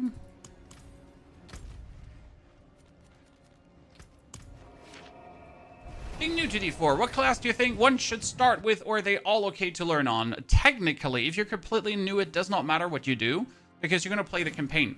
And the campaign is played on the easiest difficulty while you're just enjoying yourself. You don't actually have to bump up the difficulty. You're just enjoying yourself, cruising through the game. You're going to be unlocking the Altars of Lilith. You're going to get yourself the reputation. You're going to do strongholds. You're going to like find out what's happening in Sanctuary. Then you're going to start doing, hopefully, the second campaign too. You get to level 60. You might want to go into Torment tiers. You still don't have to, because you actually have to grind your reputation to finally get your account to a level where everyone else's account is already.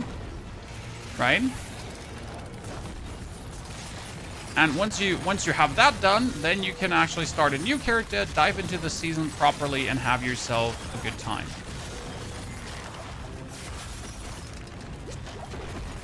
Aha! Damage is crazy now. I wonder if I could kill a Torment 3 boss, honestly.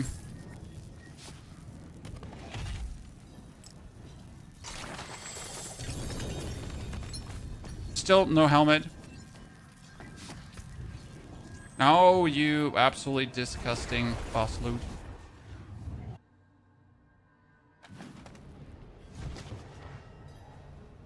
You absolutely disgusting boss loot. And Dariel can drop the cowl too, so what we're gonna do is now we're gonna kill more. Do we say, can we kill Torment 3? Well, we might as well try, right? Just to see. I don't think we can, but let's at least see. Damage-wise. Questions on Mythic on a boss. Is the best on a rogue so you don't get silly junk Mythic? Necro, Rogue, Barb is probably the... Necro and Rogue are probably the best to farm Mythics on, yes, because you're not getting random trash. That is correct.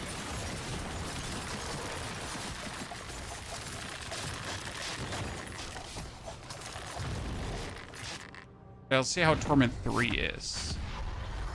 Our armor's up, our resties are somewhere. I should actually kick out Variana and get her here now for resties. That would almost resi me out. Okay, okay, Chan. Well, I wasn't ready for this, but throw places. Gotta throw the Caltrops in between on them to actually get more damage out of it, right? So we're doing this. This is nice. Before I go further, let me quickly swap my dudes around.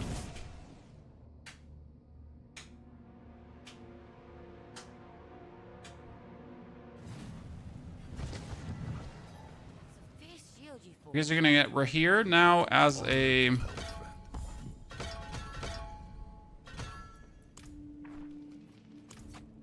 can still get Variana with Bloodlust if we wanted to. So that brings my resties up to almost 75, 75, 75. New Soulspire changes are tomorrow evening, right? Yes, sir. And it's going to make this build stronger. Why? Because we're currently getting 50% more damage per 15 meters traveled. And that 50 is going to get updated to 70% more damage.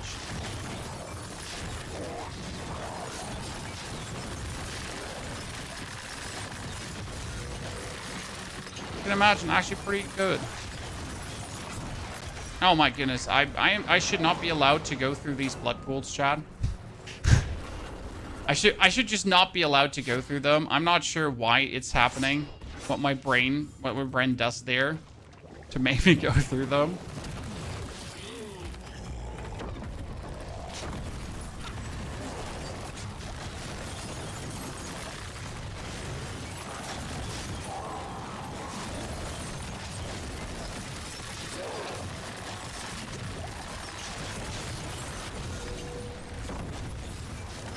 Something must be severely wrong with me. Make me go like through these. Oh my goodness, why chat? We do the damage, but I'm dumb. Chat, okay? We do the damage, but I'm dumb. What we also need is just more into this, right? Second wind gives me a 45% barrier on spending 100 energy. So I spend 100 energy, right? Optimally, I would have more energy too.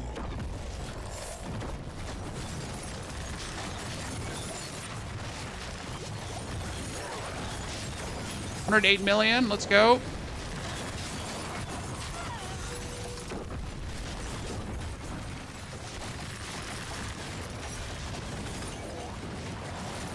Okay, note to myself. Stop being an idiot.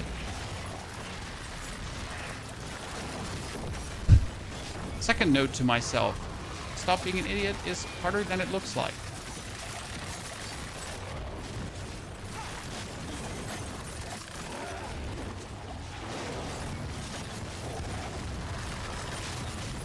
I'm just trying to not run into that pool. Okay, Torment 3 boss down. Ta-da-da-ta-ta-ta. Kind of nifty. Play this build bossing suck, but bossing feels really good right now. I mean, like, again, my items are shit. I have this 8 times masterwork, 4 times masterwork stuff, right?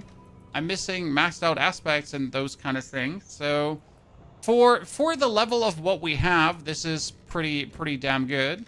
You leave behind a trail of frost. This is important because I deal more damage to chilled enemies. This is much harder on Rogue compared to Druid. No, Shadow, because there's no reason for me to be in Torment 3. Okay, the only reason I'm in Torment 3 is because I got a big schlong, right? Obviously, because I am stupid and I don't want to not be in Torment 3. So I do things that I shouldn't do, and I should just be in Torment 2. Like, there's no reason for me to farm Torment 3 bosses at this point. Right? I have absolutely no business doing this, and yet I'm still doing it because I just want to.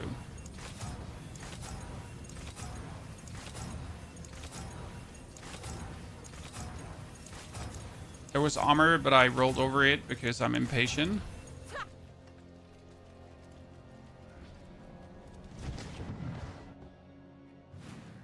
So let's see with the Trail of Frost, because the Trail of Frost is actually amazing. Since if we also get enemies frozen, it's like so much cooler.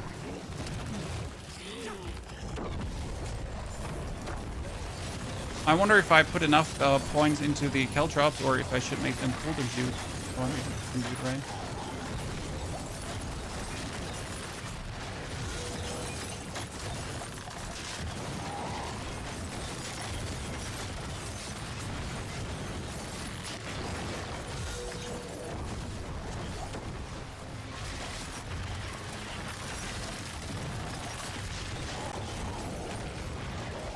No, if you're not casting right now, you should definitely hold for a second to just cast a poison trap.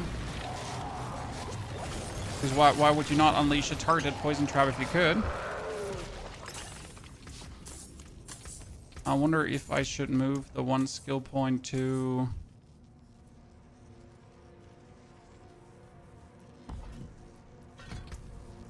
And we do icy Caltrops, Chan. I think that's a good thing. What we're currently getting, we're getting ourselves Stygian Stone so I can summon another Endariel. Do you think we can kill Torment 3 Endariel?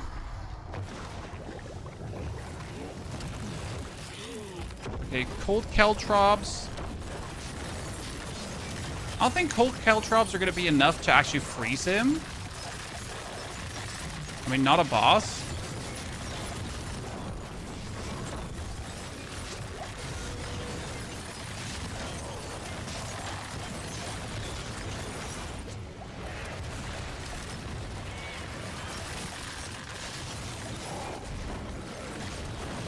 I don't know how you didn't hit me there, FY. Oh, I saw 249 million, Chad.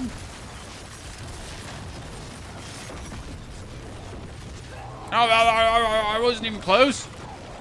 I wasn't even close. Are there any viable bow builds? There is an Orphan Maker build that we're working on. Orphan Maker is the crossbow. It is, however, not as easy to put together as the Dance of Nice build right now. So it has way more moving pieces, and when I say way more moving pieces, I mean way more moving pieces, like seriously.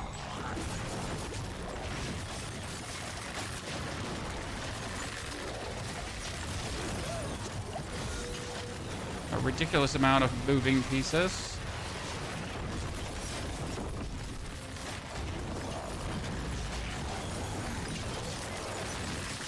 Hey, once you get those together, things are going to be cooking. That's the whole point, right?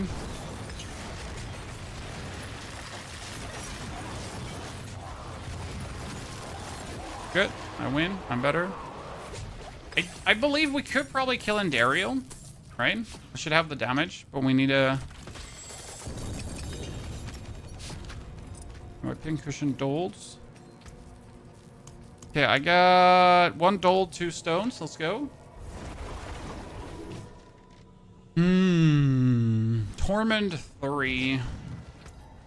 Boss.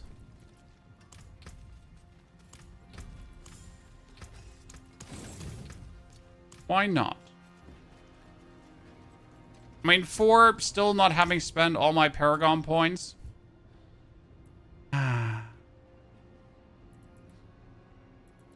Should somewhat work. Give me that bonus attack speed.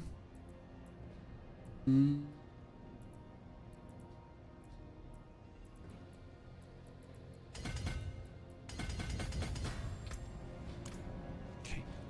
Spending some random Paragon points. The boards are all going to be remade, by the way. So these are pretty much just level boards, right? To get a feeling for it.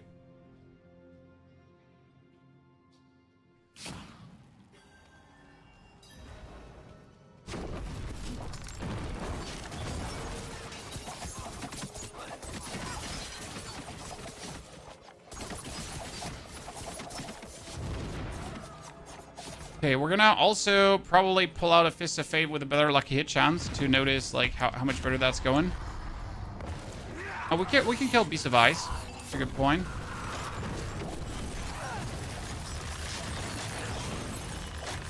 Okay, lady, like just running out of the poison trap is uncool. Also, the amount of poison damage you do is also uncool.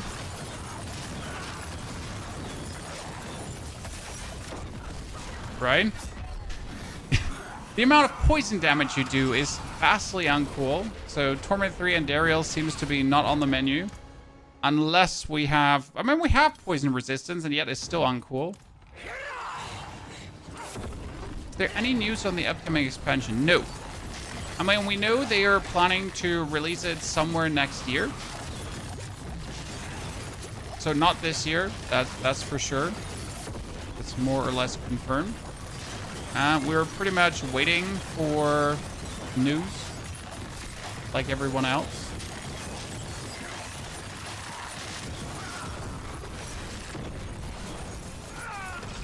Patiently.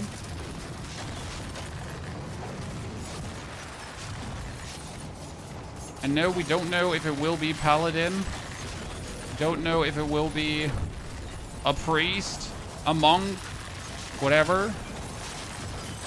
No one at this point knows. A lot of people seem to be holding out their hope for Paladin, right? Not sure what I personally want. I've been more or less okay with everything. Okay, and Dariel, like, we could do it, right? But before we do it, Dariel, let's try the Beast of Ice in Torment 3. Just started Diablo 4 journey. You get any words of wisdom? A renown, sir. Open your map, press W. This is what you're going to have to finish in every single region. It seems a bit weird, or it seems a bit much in the beginning, but don't worry, you'll get through this really quick, and then you're going to have a stronger character. This is absolutely mandatory to do because it will be a forever unlock, and the renown is simply being done by actually playing the game, picking up Altars of Lilith on the way, and then later you're going to be having to hard farm Altars of Lilith and the other stuff. But you get pretty quick used to it, and then once you have all of that, you're going to have a stronger account instantly. Because these Altars of Lilith give you permanent skill points, they give you skill points, they give you Paragon points, they give you stat points that you would otherwise not have.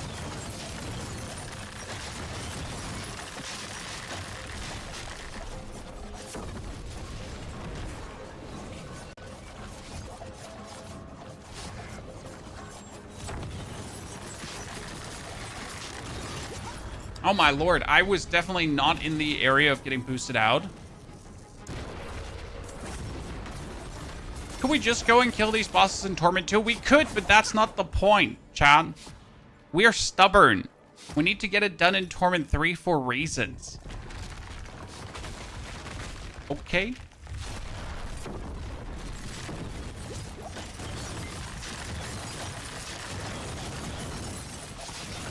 These reasons are we are actually stubborn as hell.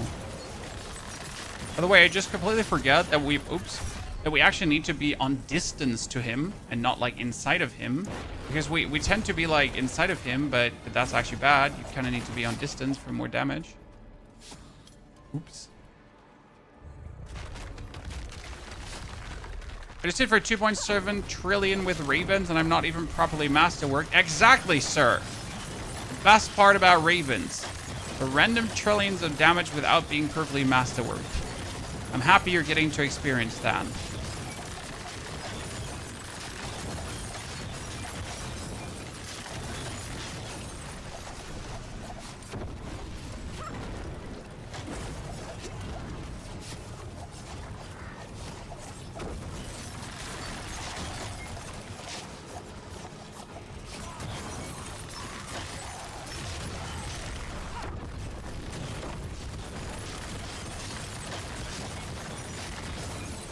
Aha!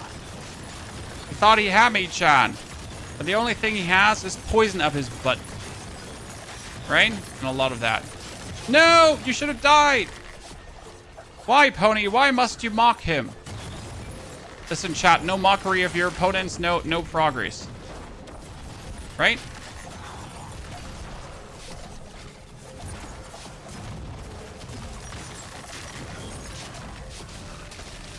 Good. That was a cool fight. I like it. Gloves is all we want. Ooh, Belial. Torment 3 Belial. That's going to be interesting. How well that actually goes.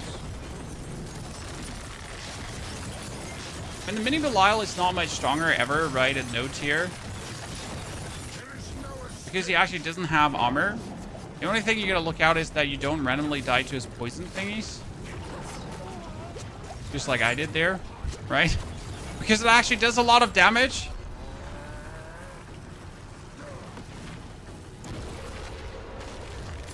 Okay, good.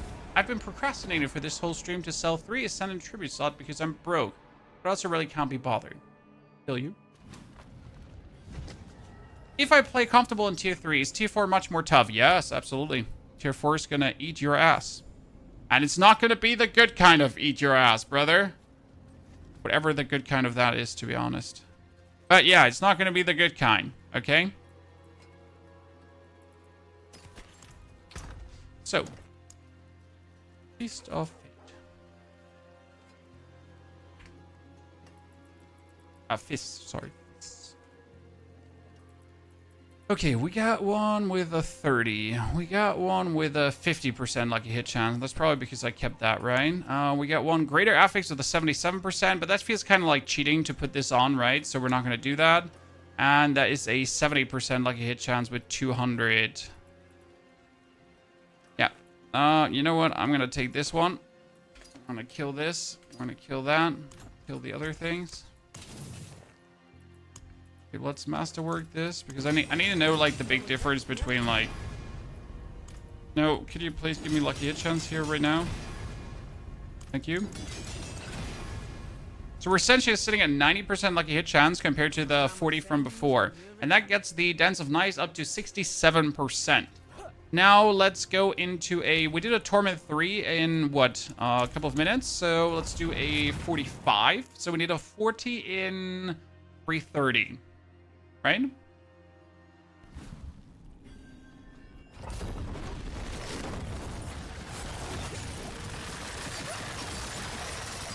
I'm now expecting to see more traps everywhere, chat.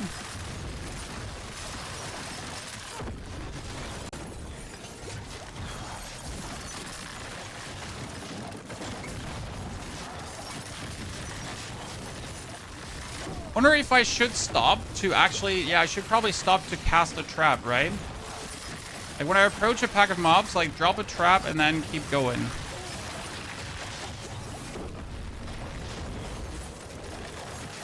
Why not? I mean, optimally, I would obviously get the traps from just existing, right? From the lucky hit chance. But, like, if you fight tougher opponents, you also kind of want to drop the Caltrops because the Caltrops have the enemies freeze, and frozen enemies take instantly more damage.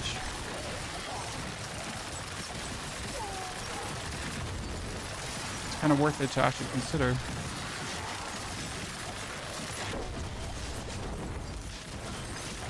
The only thing we're missing right now is somewhat like a pull together.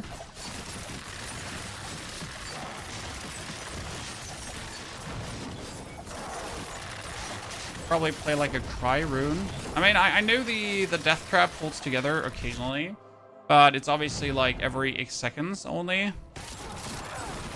So I wonder if...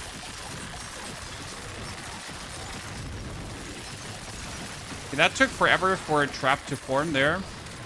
I mean, 67% with a 50% chance is only a 30% chance still, right? So we really need the Cowl of the Nameless now to push this. Because how much more lucky hit was Cowl? I think another 40 on top, right? So that would put us at like at 70% lucky hit chance.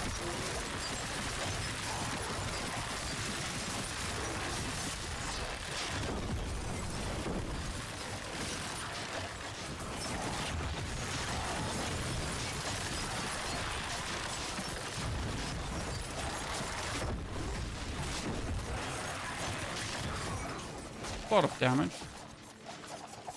Everyone knows he got a guide for this build. Not yet, my friend. Before tomorrow's stream happens, I'm going to create the planner that goes through all the stages, okay? So, up to this point. So we're going to do the level 1 to 60, then what to do in the Torment tiers to progress, and so on, okay? So step by step that you can then know what to do. I can obviously only do it up to this point because, well, we have only reached this point, so what else am I going to do, right? Yeah. That's a 3-minute 45 for this level of advancement. It's pretty amazing, I reckon. I mean, the boss fight is just a joke, right? Great. Honestly, I love that. But I got 2 runes activated. Okay, chat? I just want you to know that we got 2 runes activated. That's it. Because I don't have the other runes. Still don't have the other runes. We're going to swap to Torment 3, and we're going to do a Torment 3 Chaos Rift dungeon, right? To get the rest. So tomorrow we continue this build all the way, right? Okay, let's see how a Torment 3... Yeah, joke-chan.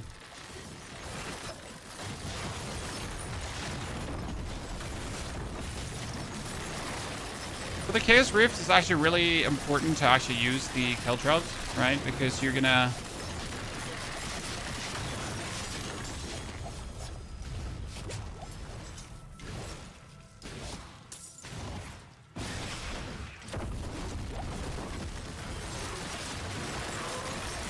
You're gonna get the 45% bonus damage, and you're gonna get the enemies frozen for that bonus damage as well.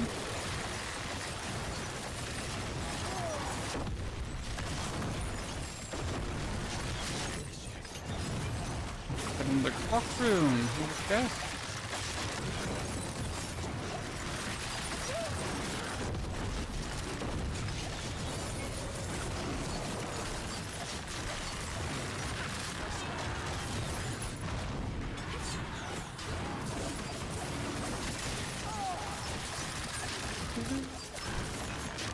Many parties that we don't like only deal damage over the Dance of Knives. We could also deal damage over the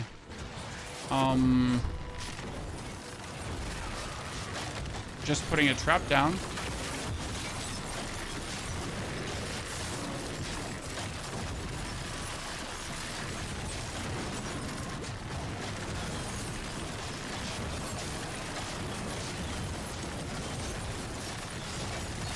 Oh, 465 million, Chad?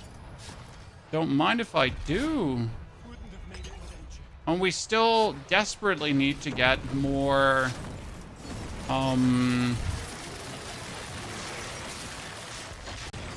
Huh? Where did I miss a prisoner? We still desperately need to get more...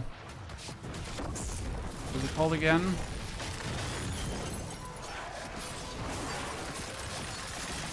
Ranks into second wind, because then I would have more armor. Because right now that whole barrier generation doesn't work as efficient as I would like it to. Right, we're getting some barrier together. Not the barrier I'm looking forward to.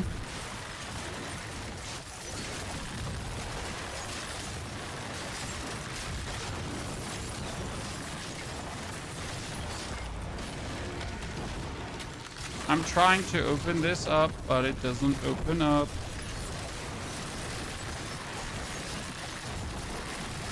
It's really bad. Okay, we're not gonna rest until we, like tomorrow, we're not gonna rest until we see the billions of damage coming out of the trap, right?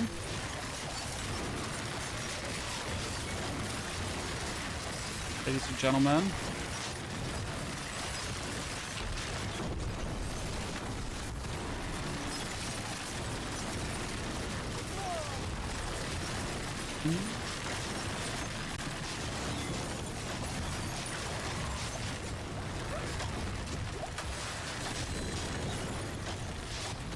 Okay, I was hoping to get runes from this.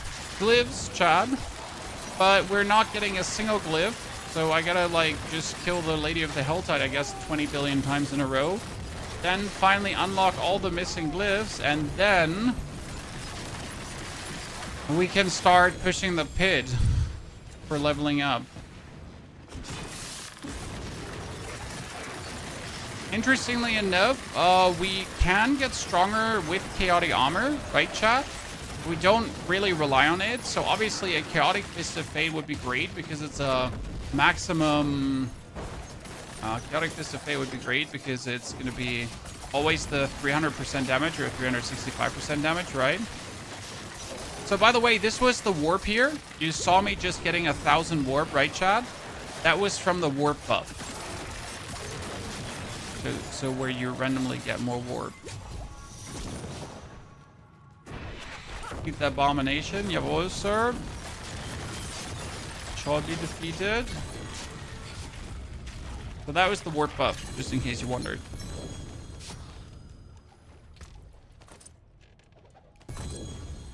Second win, 2 ranks. We got it. Let's go. Amazing. That's what I'm looking forward to the whole time. No, now we can finally do things. Okay, I could probably get lucky hit on my rings as well. What glyphs are you planning on using, do you think? We would like to have ambush for the trap damage, because that's 12% more damage enemies in traps. We always have traps. We want versatility, non-basic, non-core skills deal 25% increased damage. And since the trap is technically a non-basic, non-core skill, even though it's a core skill, the 25% damage does still work on it.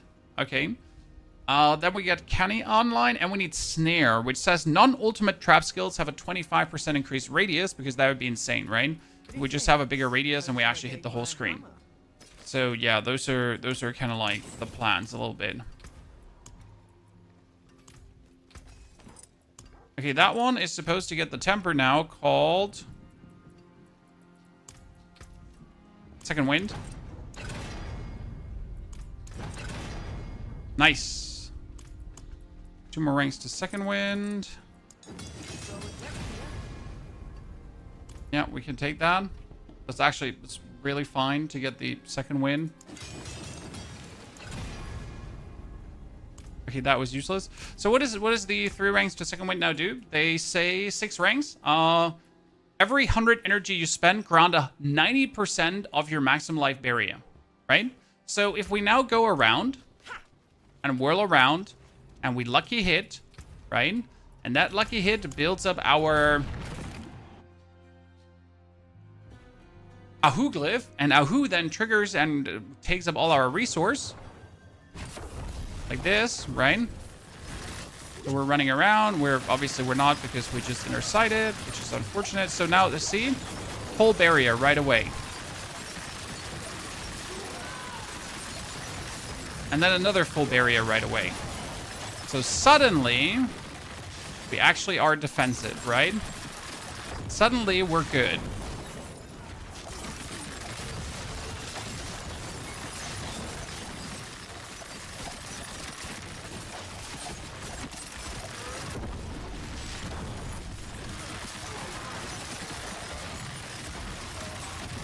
And that's a big part of our defense, right? Kind of nifty, isn't it?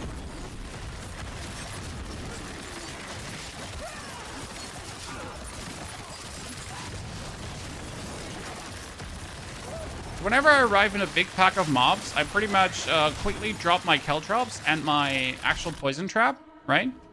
So we approach, poison trap, conceal, and then boom into the kind of knives. The dance of knives. Everyone dies, right? And then we continue. Next pack of mobs, Caltrops, boom, everyone dead.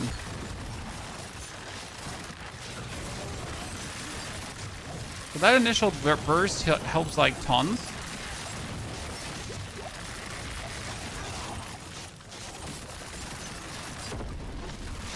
And then they get frozen, right? And they take like more damage because they're frozen. Wait, freeze Caltrops OP.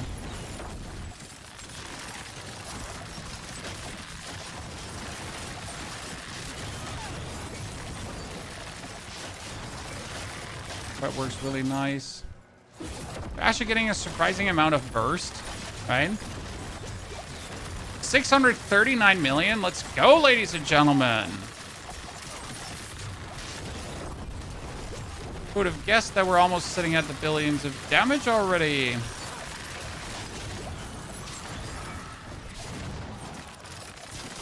Don't be like too crazy on your set of knives, right? Oh, below 3 minutes, Pit? Nice. What pit tier? 45 so far, sir. Character is now 6 hours old, roughly. So cut him some slack. Still in the building phase. Nice. Still the wrong glyph? Or again the wrong glyph?